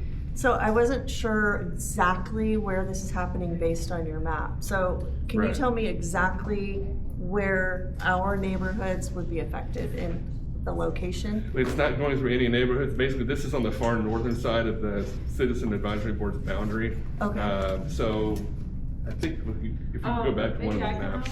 Sure, yeah. I'm a local to Reno. Great, so yeah. Great, thank you. If we can go back to, one of the maps. My name is Gosha Nordak, I work for MD Energy, and if we can go back to the map, I'll kind of talk our language. So this is Rio Wrangler right here, and this is a Toll Brothers community right here. This is the new Toll Brothers community with Palaquita School. And this is South Meadows Parkway right here. So, there won't be any visual impact to what you currently see. The line is going behind the hills that we can see from the valley. And so we currently have existing transmission lines there, so this line will be basically behind them. And all of this land is like Charles mentioned, it's a private property. Yeah. So, and just to point out on the map, the kind of the yellow-white area that's in boundary, that's the city limits of Reno, and then the others are Story County and Washoe County. So there's going to be new power line roads? We're constructing access roads where we need them, but we're using existing roads to the maximum extent that we can. We drive in the desert on power line roads. I like them. Yes. Has NV Energy or anybody considered putting these transmission lines in the ground vis-a-vis on poles? Because one of the things that came up during the Davis Creek fire was because of sensitivity, fires in California, maybe caused by utilities, they shut the power down. But people who live in the rural areas, all of a sudden, they have no water because they have a well and a pump. Doesn't it seem more reasonable to make the transmission lines, all these lines, less vulnerable to wildfire, because indeed we do live in a wildfire area? Right, so 2 points. First, putting it underground costs about 10 to 15 times as much as it is above ground. That's money. Houses and lives are another thing entirely. Secondly, these are steel poles, they're not wood, so that's one of the things that NV Energy and other utilities throughout the West in their fire hardening programs have made a conscious effort to do, is to not I use wood. understand that. Yeah. I did some work down at Huntington Lake a few years ago, and they had a firebomb fire down there. Metal poles were bent right over from the heat of the fire, right to the ground. It made no difference whether it was wood, steel, whatever, they were all impacted by that fire and the intensity of the fire. It just seems to me, we always say money, but how much money is spent by insurance companies to replace all the homes, the lives, and all of the things that are upset, when maybe we should, and I'm speaking not just of the utility, but as a society, put down that money argument and start thinking long-term and what we can do where we would actually save money in the long term and not be short-sighted by putting something in a vulnerable space where we've already seen it fail. My name is Adam Goddard. I'm the Project Engineering Director with NV Energy. I'm responsible for the transmission lines themselves and the telecommunications infrastructure for the project. There's several other reasons why we don't put large transmission lines underground. What we typically do is we put the distribution. So we have two types of lines in our system. Distribution, which are lower voltage lines that go to the homes and businesses, typically 25,000 volts and less. And then we have transmission lines, which consist of 120,000 volts, 60,000 volt, 345,000 volt, 500,000 volt. And it is not industry practice to put the large transmission lines, the higher voltages underground. When we have the lower voltage lines, there's not as much power going through them. When you have large transmission lines that serve multiple communities, multiple substations, there's a lot of concentrated power in those facilities. So if you place them underground, if there's an issue, you can have major problems with the line itself. It could cause more damage if it's underground. Plus, when they're underground, if there are damages, it takes a long time. These are specialty types of cables and systems. You have to maintain how much heat is in those vaults. So there's a lot of electricity, a lot of power going through them. It generates a lot of heat. So you've got to maintain cooling for those. And then it just takes a long time to identify faults. When we have overhead transmission lines, if there is a problem, it's much, much easier to identify. We have crews that go out routinely and they look visually to see if there's any damage on the conductor itself or the insulators or the structures themselves. You can't readily see that when it's underground because we have vaults. Otherwise, it's a conduit and you can't see through that conduit. And where you tend to have problems with underground transmission lines is where you splice the cables. So those vaults, you've got conduit that's buried underground, and then you come to a vault where the crews go into to connect those cables. You can only run so many thousand feet before you have to splice them together. And that, I'd say 95% of the time or greater, that's where a fault will occur, is where the spliced moisture may get in there, things like that. So when you have things overhead, you don't have any of those issues. It's much, much more reliable to have an overhead transmission line. So aside from the cost, which gets passed along to all of the customers, it's much easier to maintain, it's much quicker and easier to repair. We can repair an overhead transmission line in several hours. If it's underground high voltage transmission line, it could take days or weeks to get that specialty type of cable and equipment to repair. So overall, for system reliability, it's much better, and it is industry standard practice for utilities to place those facilities overhead. As far as the types of poles, these will all be steel poles, super thick steel poles. These types of structures have not been in our system affected by any types of fires. There are smaller, much thinner metal poles for the lower voltage lines that may be a 1/2 inch thick. Our structures are, 2 to 3 inches thick in some cases. Where I was talking about is the Southern Cal Edison lines that go down all the way to Fresno.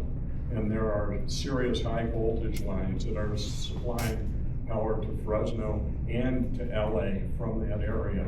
And these are the poles, some of that I saw bent over. Also, monitoring problems with any kind of power can be done with power line carrier, and they do this all the time with extreme high voltage lines in very remote areas. And the other question I have, is it always going to be the policy when certain conditions exist to shut the power off? To answer your first question regarding the power line carrier and things like that, we monitor our system 24/7, 365. We have crews that are stationed there 24 hours a day.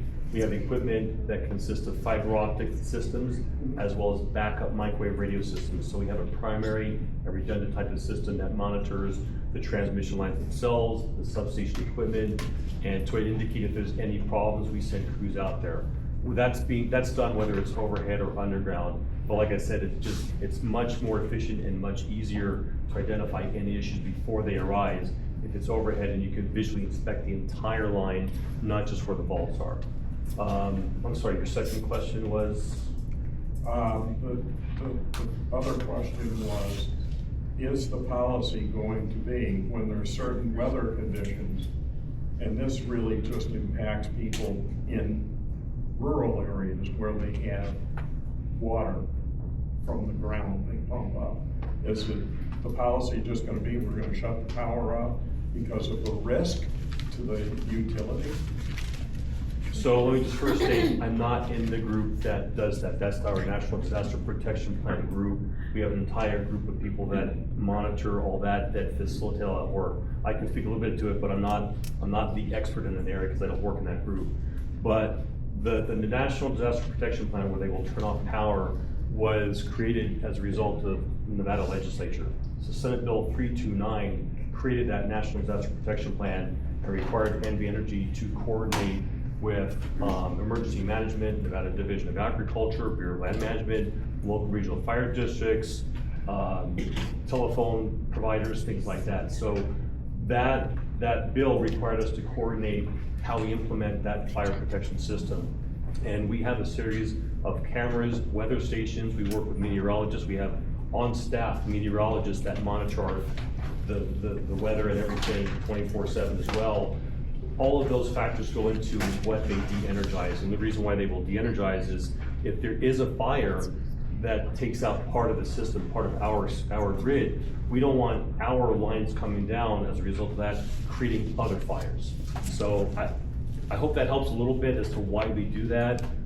They review those policies, they replace systems. We have an ongoing program that we've had in place for, I'm going to say 5, 6, 7 years, somewhere around there, where they identify the highest risk locations, which may be substations or parts of power lines, things like that.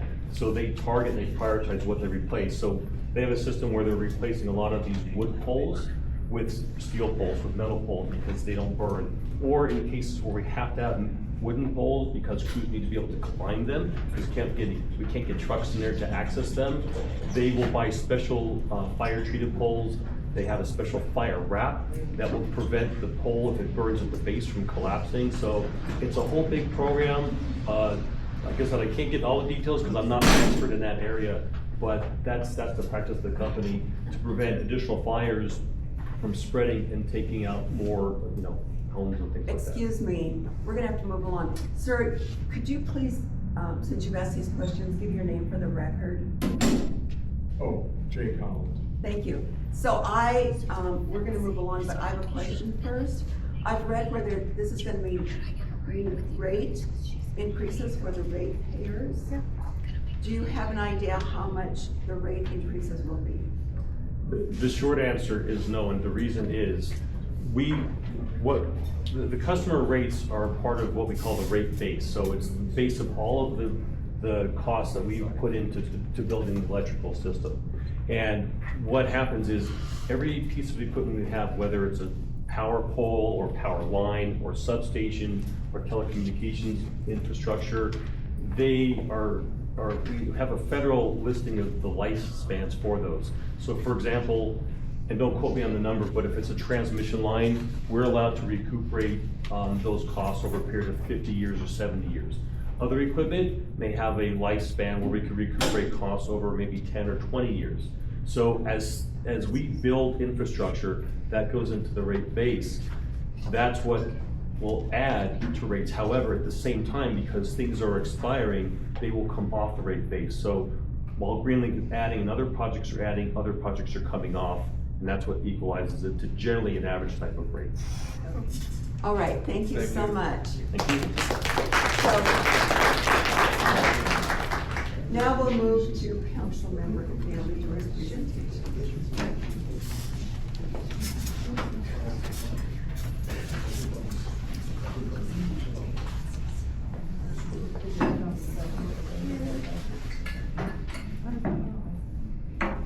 First of all, I want to thank everyone for coming tonight. It's a fantastic turnout through the whole meeting, and those of you who have stayed, obviously you're very interested in horses, and I am here to tell you what we're doing and how you can get involved and potentially have an impact. So I think that's based on your questions. I think that's what I hope to do tonight. Again, my name is Naomie Duerr. We've got the PowerPoint up. It says PG. PG means I'm a professional geologist. It's like a professional engineer, but I work in the field of geology. Most of my career, I've worked in water and natural resource management. I was our state water planner, so I wrote the whole state water plan with my team.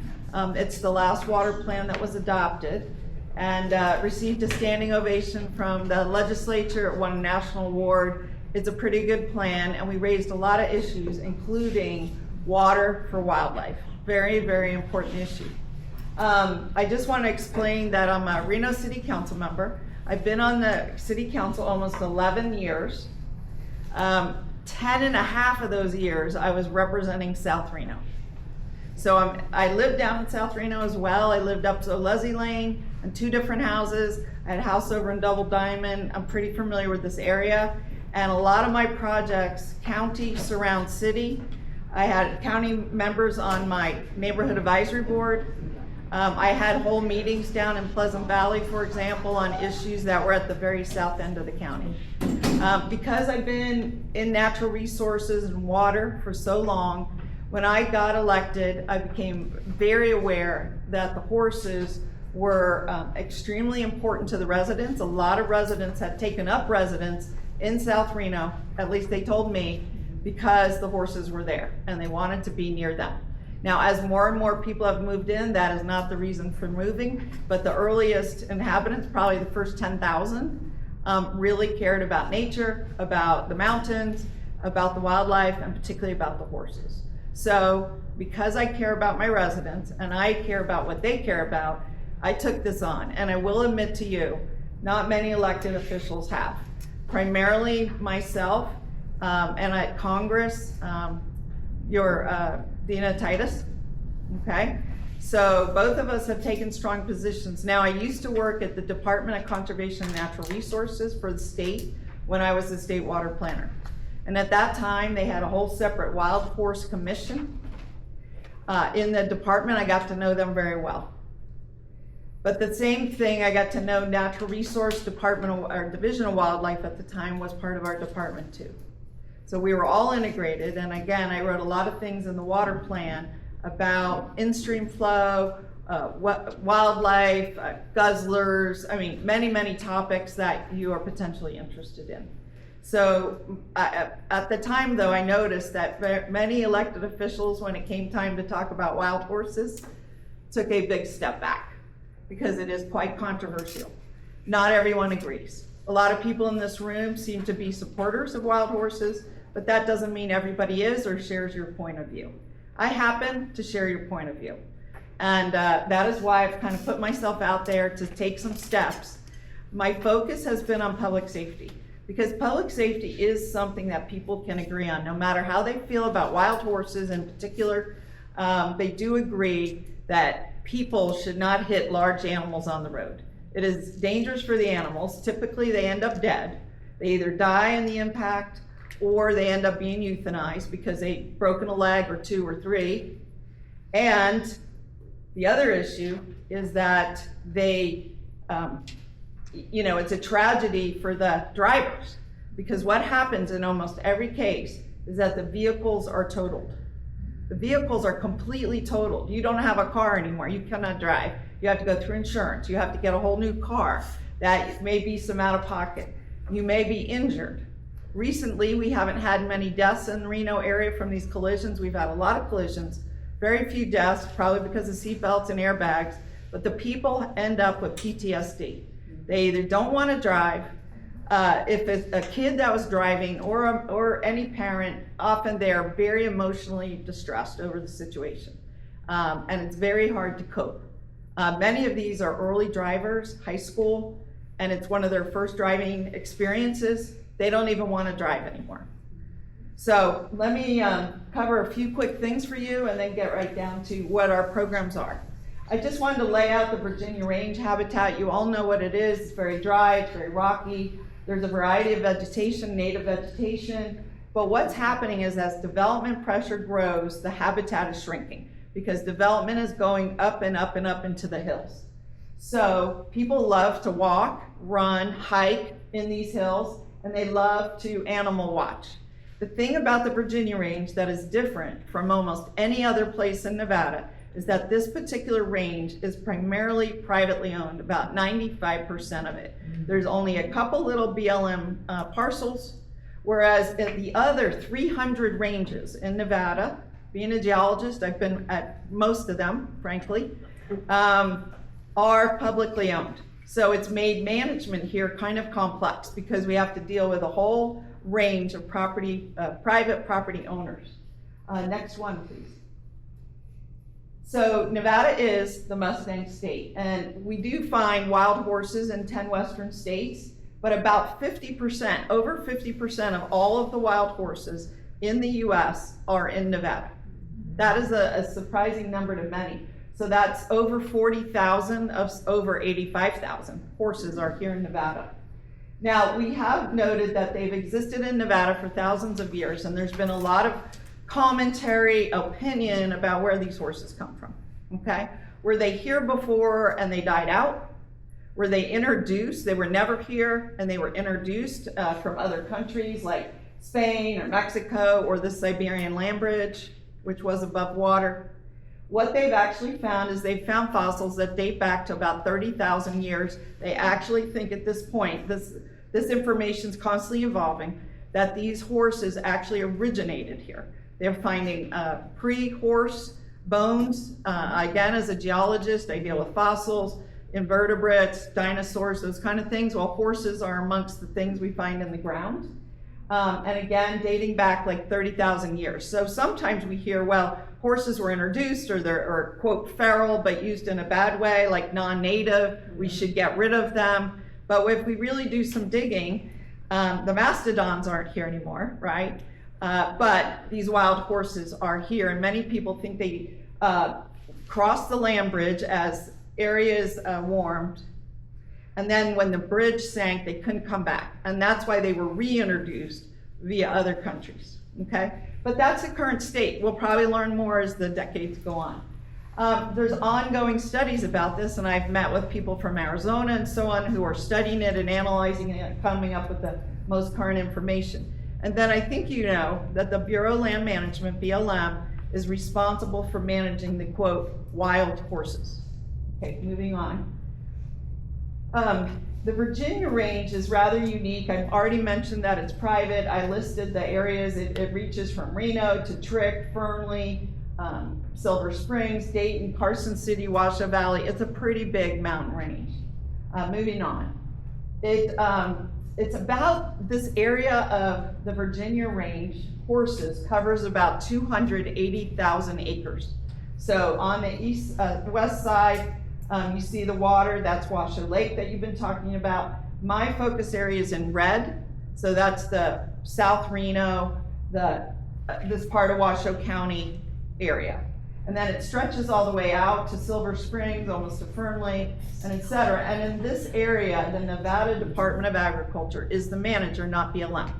And these horses are not managed by BLM, which for probably the first time is a good thing, because Congress has just passed in the House a bill wanting to do away with the Wild Horse and Burro Act, basically to get rid of the wild horses that we're speaking of here generally.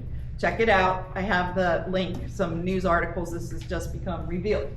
So these animals are not federally managed, they're state managed. Moving on. So the special thing, in addition to being managed by the Department of Ag, is that they're variously called estray horses, feral horses, Virginia range horses. These are all terms that are not used for all the other wild horses around. Moving on. It's interesting, while my focus, because I don't want to get in the debate, horses are good, horses are bad, you know, this, that, and the other thing, that's an unwinnable argument. That's a lot of personal opinion.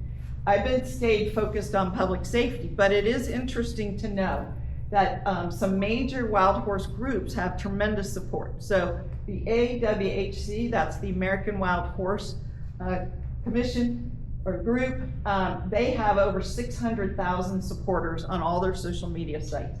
The Wild Horse Connection, which is local here in this South Virginia range here, have over 100,000 supporters on social media. So a lot of people are like many of the people in this room, they care about the horses. They also did some very recent polling to 2024, and it has shown that over 75% of Nevadans agree that wild horses are a defining symbol of both Nevada and the American West.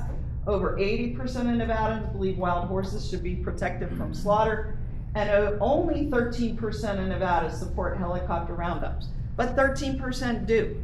But what that means is 85% don't, okay? So, and a lot of times you'll hear this phrase, Nevada wouldn't be Nevada without the wild horses. I'm sure some of you can agree. Next one, please. So the critical issues that we have been dealing with are the fact that South Reno has been the fastest growing area in Reno, in all of Reno, for over a decade, probably 2 decades. We have added in just the last 10 years, over 15,000 people in cars. That development has displaced horses and other wildlife from their natural habitat and blocked them from water access. The horses are attracted obviously by grass and water. I mean, they gotta eat, they gotta drink. So also, people like the horses, and so they'll often feed the horses, which is illegal, but they will also, as you heard before, provide water, which is not illegal. Now the NDA has been discouraging it, but it is not illegal in NRS to water horses. You know, and so there's a conflict with what NDA is saying or how they think things should be managed and what it actually says in the law, so you should be aware of that. A lot of time, you know, we're kind of famous in Nevada for not wanting to be kept out of anywhere, right? We have all this open space, the most open space of any state, the most federally managed, as they say, 85% of our land is open space. We don't want to be locked out. So what happens sometimes, being a geologist, I learned you leave a gate how you found it. If it was open, you leave it open. If it was closed, you leave it closed. Generally here, gates need to be closed. And a lot of them have a sign on them, please close gate. But what people do often is not close a gate. And they often cut fences. They might have off-road vehicles, they might want to be hiking through, they might have their own reason, they might just not like a fence. They cut the fence, and what happens then is horses will come through, they're looking for feed and water. So vandalism is a big problem. They also speed on the dark skies, South Reno roads. So I have been very focused on speed limits, and I'll get to that in a moment. But by 2023, we had over 30 horse collisions in South Reno, just in like 4 or 5 years. It was crazy, Lynn. I mean, every other week a horse was being hit. and dying. So in fact, 21 horses in that time period of just 2019 to 2021, we had 21 horses, or 88% were killed in that 3-year period. So the collisions, as I mentioned, often end in death of the horse, a totaled car, and very upset people. This is what I've been trying to prevent. Moving on. These are what I call the critical issues. Here's some data. I'm not going to go over it. It's great, but I'll just tell you what it is. It's in the PowerPoint if you want to look up. The PowerPoint is loaded already on your website for this cab. So I've broken it out by what's happening in Dayton Valley, up at Trick, South Reno, and Virginia Highlands. What we've seen, generally the data shows, is that over time, the horse hits in Dayton Valley went down. They began fencing US 50, okay, keeping the horses and the cars separate. Up at Trick, it really went down. They started actively managing. They provided water, feed, but they also began fencing. South Reno, in contrast, the deaths went up, skyrocketed. And in Virginia Highlands, they also went up. Okay, so the main takeaway is that by 2022, which is after the period of this graph, the accidents were reduced by more than 50% because I began working with Wild Horse Connection on an education program, better signage, better information out there, more information in the high schools, for example. There were high school kids doing surveys. I mean, things began to change. So moving on, I also give some later data. And you can see, I'm going to start with today's world, 2025, 0 horse collisions. Why? Because we have completed half of our fencing project. And I have to tell you, the Reno fencing project is a completely different, if I may, animal from the NDA fencing project. It's done by a different group of people, different sets of money, different objectives, and different execution on the ground. I'm going to go into that. So I want to ask you to all be careful when you say we hate the fencing. What you need to say, if is what you mean, I don't know what you mean, but if you mean I don't like the NDA fencing that blocks horses from water, you have to say that word. If you don't like the Reno fencing, you have to say that word. I don't like the Reno fencing for this reason or that reason. But you really need to be clear. Different pots of money, different groups of people doing it, different execution on the ground. So you can see at 2022, we were 8, we were 11, we were 7, now we're 0. Now, most of the horses are hit in the fall. So this started in January, we're not in the fall. I expect we'll have horse hits this year in the fall, but we also hope to finish the Reno, I'm calling it Reno because we have many collaborators, the Reno fence by this fall. So I do hope to actually try to hit 0, frankly, this year. All right, next one. So here's what we've done. I have been working on this for 10 years and we started small. Well, let's educate people. Let's tell them how important it is with fences and gates. Let's tell them about the signs. Let's tell them they can't feed the horses. Let's tell them to keep the gates closed. You can barely read it, but up in the right, one of the things I did was I did a big study on speed. And I got speed limits lowered on Rio Wrangler from 45 to 35 and on Steamboat Parkway from 45 to 35. They did a study on veterans and they said, Naomie, veterans was like designed for 55. It's a straight road, multiple lanes. So it's sitting at 45, but I got them to do something. The only time in Nevada this has been done was to put in a dual speed limit. So 45 in the day, 35 at night. And why? Because almost 100% of the horses are hit at night. And here's why. Their skin does not reflect cars. It absorbs light. So you would think, well, here's a car and it will see something in the road and it will see it, but people don't. The horse absorbs the light. And so the hits happen at night. And I thought if we could get cars to slow down at night at least, we could reduce the number of hits. And I think it's partially working because again, the numbers are going down even before the fence being installed. So you can see the day and night speed limit if you squint up there in the upper right. We secured the Rio Wrangler gate. That's a picture of the gate down below. It has been blown over so many times. Horses would congregate at the end of Rio Wrangler, gate left open, come right into the developments. From there, get on to Steamboat, get all the way to R.C. Willey. Okay, you got wild horses at R.C. Willey parking lot. It's been crazy. And I know the Wild Horse Connection folks have walked the horses, not in a bridle, you know, mushing them all the way from R.C. Willey back up into the hills. Talk about a challenging situation with cars on the road. There's not really a good pathway back there. And then better enforcement of our permit conditions. So one of the things that we did with help of Wild Horse Connection was put in 8 specific permit conditions that when developments come in now, they have to fence behind their development. They have to, as they're building, monitor their gates. And I was just out at Rio Wrangler 3 days ago, and I saw they had a flagger. And that flagger was there with an umbrella, closing the gate after every truck that went through. That has never happened before, but we conditioned the permits, they had to have it. And if they didn't have it, they're out of compliance, we'll shut them down. So those are some things that have already happened, but we wanted to do more. Continue on, please. The more is this current project, which is the fencing and the horse guards. What we're doing is building 12 miles of fencing. It goes all the way from Hidden Valley, so Hidden Valley County, Miraloma, all the way to Geiger Grade, then on to Toll Road, then on to South Virginia. So we're in there, some places you gotta cross roads that people have to travel. So you gotta put in, basically we call them horse guards, they're cattle guards, but they're built a little different, and I'll show you a picture of one in a minute. And then finally, I, like you, most of you that spoke, care about animals, period. And I care about horses, very much so. And water is life, bearing in mind, I was the state water planner. I mean, I've been doing this for most of my career. So what I asked is that the city of Reno, we were able to get some land from the Southeast Connector. When RTC builds roads, they buy the land. When they're done with the road, they give the land back to the jurisdiction that's underlying. So a big section was Reno.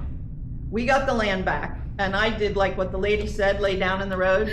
I said, you cannot sell this land. You cannot even put it for affordable housing, one of my passions. You cannot turn it into a shopping center. We need to keep it for the animals. And luckily, I was heard. I'll tell you more about it in a minute. So continue on.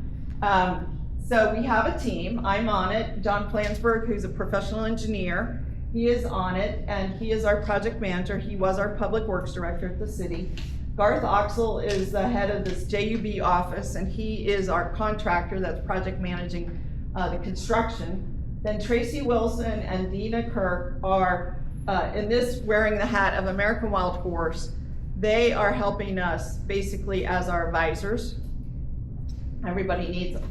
But our project partners, it's not just Reno. Washoe County has contributed funds, NDOT significant funds, Department of Agriculture no funds, but they are meeting our fence. BLM, we had to get some work with them to remove some fencing. Obviously the Wild Horse Connection, American Wild Horse, and the general public. People just like you have pitched in over $45,000 to help us with this project. We need more. I'm gonna make a pitch at the end, you'll hear me, but they are to be congratulated. They have stepped up with, and money speaks as loud as words, in fact louder. Next one.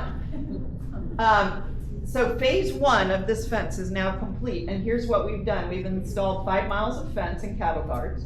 We've installed pedestrian gates because we don't want to block anybody from walking. So anywhere there was a path, we put a gate, and we put a new kind of gate.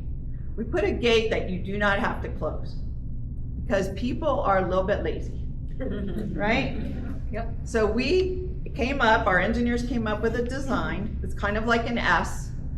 You walk through the gate, there's nothing to open or close. The horses can't get through. Bicycles can, we designed it for bikes and motorbikes and so on, not cars. So that's what it is. And then we created this wildlife preserve. So next one, please. So here is a map, and I'm going to show you several different maps for sections of the plan. So we start at Miraloma. That's where our fence starts. Most people know where that is. We then swing over to Steamboat Creek, and where the line goes on a long straight diagonal, we built a fence on the west side of Steamboat Creek. So what it was for decades, over 100 years really, ranchers owned this land. And they wanted their cattle to stay in, they wanted their cattle to have water, and they didn't want their cattle to leave, so they fenced them in. They accidentally, I'm gonna say, put their fence on BLM land. When we mentioned this to the BLM, they had no idea the fence was on their land. And we said, BLM, may we take down this fence? And they said, please, please, go for it. So where the words wildlife preserve are, the fence was in there on BLM land. We took it off that land, we built a completely new fence, and you can see a portion of it over in the right-hand corner along the west side, so animals could cross from the Virginia range, cross on BLM parcels without being blocked by development, and get to our wildlife preserve. And I have a picture coming up, maybe it's the next one, if you'll move me ahead. And well, let me show you part 2 of what we're calling phase 1. This is south. So this starts at Stanley Drive, goes by the Rhyolite Pit, on down to Caramella, okay? And we got contributions from the Rhyolite Pit to help us build the fence. Here's the preserve. You can see the horses like it. That is Southeast Connector at high speed. And those are a bunch of horses. This was just a couple months ago, a picture taken. They found it, they really, really like it, okay? It's about 3,000 feet long. Now, when the staff first got involved, they said, how big should this be? And they said, maybe we should make it about 500 feet opening. And I said, I think we could go bigger. Well, 1,000 feet, Naomie? I said, I think we could go bigger. 2,000 feet? I said, I think we should go as big as we possibly can. So we went 3,000 feet, which is over half a mile. It's 3/5 of a mile opening, so that the horses would not get too crowded and too packed in and too territorial. I wanted them to be able to spread out as much as possible. So this was about 50 horses, just a slice of 50 horses that particular day. Moving on. Now comes phase 2. We have just completed the bid document. We're about to award the contract. This part is to build the next 7 miles of fence from Kenneth Way down to Geiger Grade, across Toll Road, and on to South Virginia. We'll be installing horse guards on Geiger Grade and Toll Road. I show you one up in the right side here. The difference with horse guards and cattle guards is horse guards have what's called a hoof stop. So if a horse steps in it, which they have, they will not have it go all the way up their leg. They will stop about at their, I don't know, someone knows, or forelock, whatever this fetlock. Yeah. And so they should not get as hurt as if, we had put in a cattle guard. So that was very creative thinking. Next one, we'll show you our phase 2. So we're coming from the north, past the Rhyolite Pit now. We're hitting Geiger Grade. And then we're going to be fencing a section of Geiger Grade, and then we've selected an area to put the cattle guard. I'm calling it cattle guard, but it's a horse guard, on a long straightaway. And this is like best practice with RTC, so that you can see it coming, you can see it going. It's not like you came around a curve and suddenly you're on a horse guard or a cattle guard. And then it continues on south, and I dotted the line because I wanted to show you, this is phase 2 north. And then we'll go to the next one, and that'll be phase 2 south. So now we have it going all the way down to Toll Road. At Toll Road, that is where NDA's fence starts, if we continue going straight. But our plan was to take a left, depending which way you're facing, but a left-hand turn towards the west, so that we could get over and include the horses having access to water. Many of the people down there that live in this general area, Toll Road and Ravaza, like the horses, we're providing water. We heard several people speak to it, and we wanted to respect that, and we didn't feel like we have to block that water to protect the people up in Reno or even the people in the county. So the next slide, I think, may show that a little better. It does. I have a star where it says phase 3, and you can see it going directly west towards Virginia Street, then north, then west again, and then north again, ending up where the next star is. We picked that path because a lot of the area to the south is open grazing land. People wanted horses, people wanted to provide water, and that's why we designed the fence this way. We did not know that NDA was going to come in and do the next thing. I think it's on the next page. Yes, it is. So in this map, the purple is what our original Reno design was. The orange is where MDA has been building. Okay? They built that first section of fence going straight. I don't know how far they've completed. Maybe some of you do. I don't know if it goes west, and that's already built. That's done. That's done. So the orange is done. Yep. Even the little Even purple. some of the purple, Okay, or pink. or pink, sorry. Yeah. So we asked them not to do this. But we plan to still build the purple, and here's why. This is a very sensitive area, and it already came up at this meeting, so I'm gonna say it. There is vandalism. There are people that leave open gates. There are people that cut fences. What I don't want to happen is if that does happen, and I am not endorsing that in any way, please let me be clear, but if that happened, we did not want those horses then to go up into the mobile home park and then get onto Toll Road. It would defeat the entire purpose. Right. So we felt like this is a good area to have a secondary backstop, if you will. And the Wild Horse Connection, American Wild Horse specifically raised money for this section of fence. Okay. So if you can get the concept, we are having like a backstop, a double fence in case the first fence is broken through. We don't want horses getting out on South Virginia. We don't want them getting out on Toll Road or Geiger Grade. And we don't want to be blamed and have someone say, your fence project did not work. So we wanted to make a complete circle so that ours is a standalone thing and it's as tight as we can be. We also set up a contract or an agreement, I should say, with some of the volunteer groups that they will keep our fence repaired. Because it's one thing to build it, it's another thing to maintain it and take care of it. And we don't have money for that. So they have offered, when we find out something's broken, we will go fix it. And we have required developers that if it breaks on something that they're involved in, they have less than 48 hours to fix it. They must contact the volunteer groups who will get out there with an emergency, and then they must fix it permanent within 48 hours. So moving on, there's only a couple more slides. These are the remaining issues. We've got to finalize some easements. We want to complete this work by the fall. The problem, because of the tariffs, you know what I'm about to say. The bid came in almost twice as high as what we had set aside and contingency. We based our bid on our first half of the project, right? We knew what fence costs, we knew what poles cost, we know what labor costs. So using that and even adding some, we put aside enough money. It was not enough money. We are short over $200,000. This whole project costs about $1.5 million. I've gotten it from every source, from ARPA, from council donations, from the county, from RTC, from NDOT, who is pitching in over $250,000 to build the cattle guard and the fence on Geiger Grade. They're our partners. And what they ultimately want to do is they want to build an over or underpass on Geiger Grade and get rid of the cattle guard, okay? Just like they're doing in many other communities. So we are short about $200,000. And then lastly, we must address these water options in central and south. We fixed it in the north, right, with this new preserve.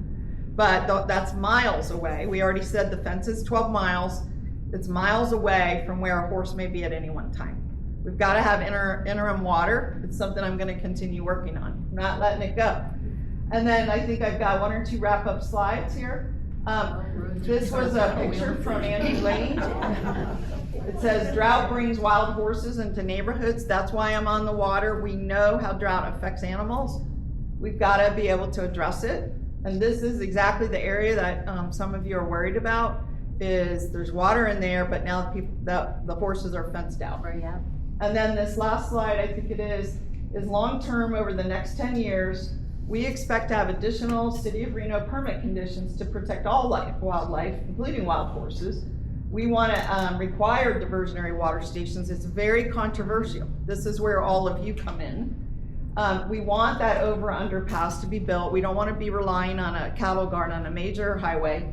And I see one of my partners here, who is working with me on an entire hiking trail through the entire Virginia range. So we want the outdoor recreation and wildlife corridor along the Virginia range. Nice. Okay, so I've already given ARPA money, $70,000 here over to the Parks Foundation and the Trails Coordination to get started on this trail. I did that a year and a half ago, or a year ago, and they're working on that.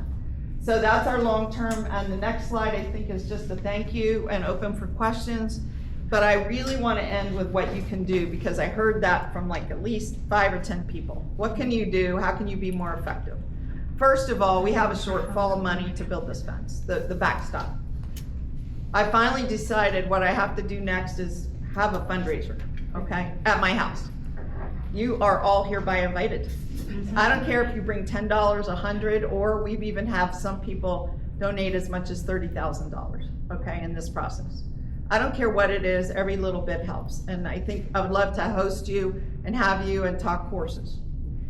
You can only, in addition to writing or appearing at the county commission, which is very important, we heard Commissioner Clark, it has to happen at Reno too. I am going to be putting forth, I am only on council another year and a half. I have a very short time to get this done. I will be termed out, so that's the end of my elected career. In that year and a half, I'm hoping to have new ordinances to both protect horses and wildlife. A lot of people don't believe me. I'm the only scientist that's an elected official in Northern Nevada, okay?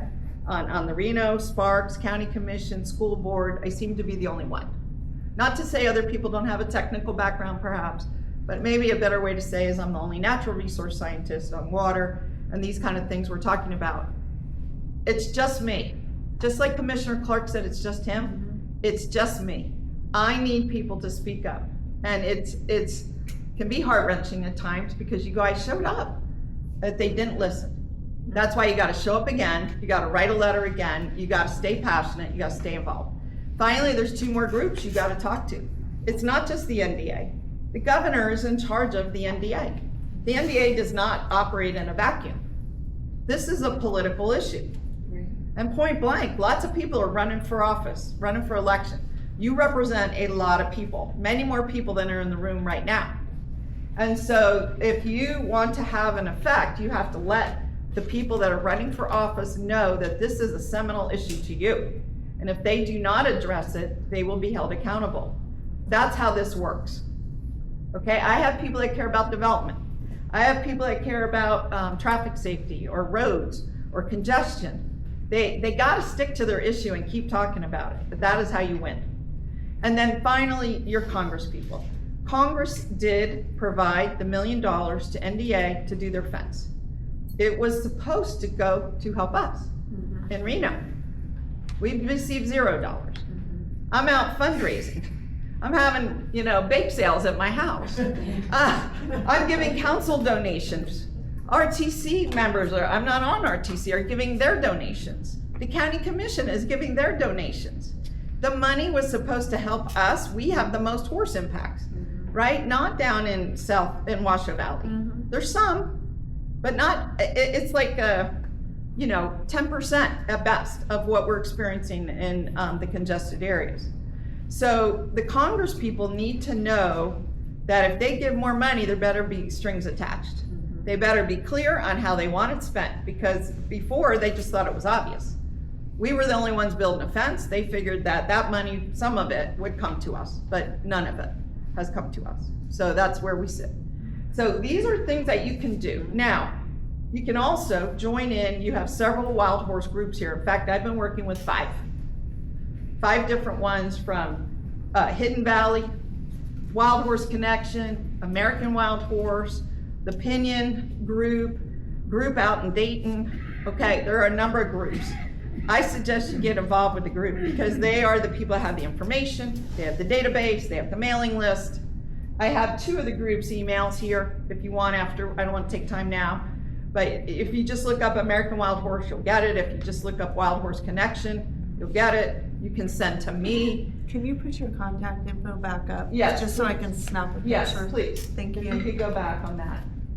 That's my city phone, which, I have all my phones go to my personal cell, so I get your phone calls. If I don't, my messages are full, just beware. but I see your call and I call you back. That's just how it works with me. There's my email. I try to answer as many as possible. I'm on. So, and then I suggest you hook up with these groups, and I invite you to come. You know, even if you can't contribute money, come and meet other people that think like you. You know what I mean? It's a social gathering as well as a money gathering. But we've got to be able to raise that next 200,000 to finish off this fence. It just must be. So finally, questions? Yes, ma'am. What do we do about the fence that's there now? Yes. For the Washoe horses? Yes. You know, in our steamboat area. Yeah. What was the question though? Oh, what do you do about it? I've thought a lot about that. I have already testified to the Nevada Department of Agriculture's commission and told them don't do it because they're planning to extend it and block off all of Washoe Valley. All of Washoe Valley. So those 250 horses that were out in Washoe Valley that were mentioned, they could not get there. Oh, so they found a way around right now, but when they do the next phase, that will be blocked. Yes. So what I excuse me, I go check on them, and they are on the Washoe side. I think they haven't figured how to get back on the range and then go back to water. And there was a group of 30 horses that were on the fence line for 3 days with a nursing mama that did not have water for 3 days. And so I think they don't want to go back on that side because they experienced that. Yeah, very good point. It was awful.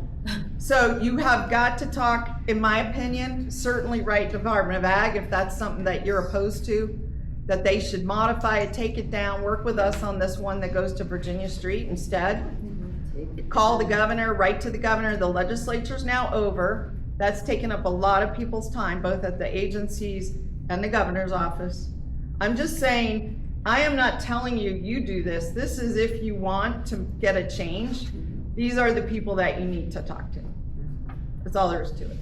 Other questions? I know we're out of time. Right, because we have to be out of here at 9 o'clock. Okay. So what I'm going to do is we will adjourn the meeting. Anything that's not left, it's tabled. Okay. So, first of all, we want to thank you so much for coming.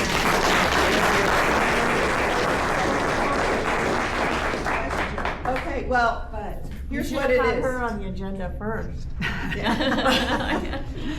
I will stay here until the end, until the last person leaves. So if you have more questions, you need contact info, whatever different questions didn't get answered, I will be here. I'm very used to staying after meetings, so not a problem. I thank you for your passion and your interest. You're the people that are going to get it done. I mean, bottom line, that is, it's called people power for a reason. Okay, it's the will of the people. You do elect the people. Commissioner had it exactly right. They care about campaign donations. They care about, they as we, I'm one of them. They care about votes, right? And you gotta be telling them you're paying attention. Okay? All right. So if everybody could grab their chair and put it on the rack, that would help a lot. Maybe some of the guys can help with the tables. So you're not gonna let us say rigor mortis set in? Are you fire stuff to, just to sign up for fire? Is there a motion to adjourn? I was told they influence the people that have. All in favor? Meeting is adjourned.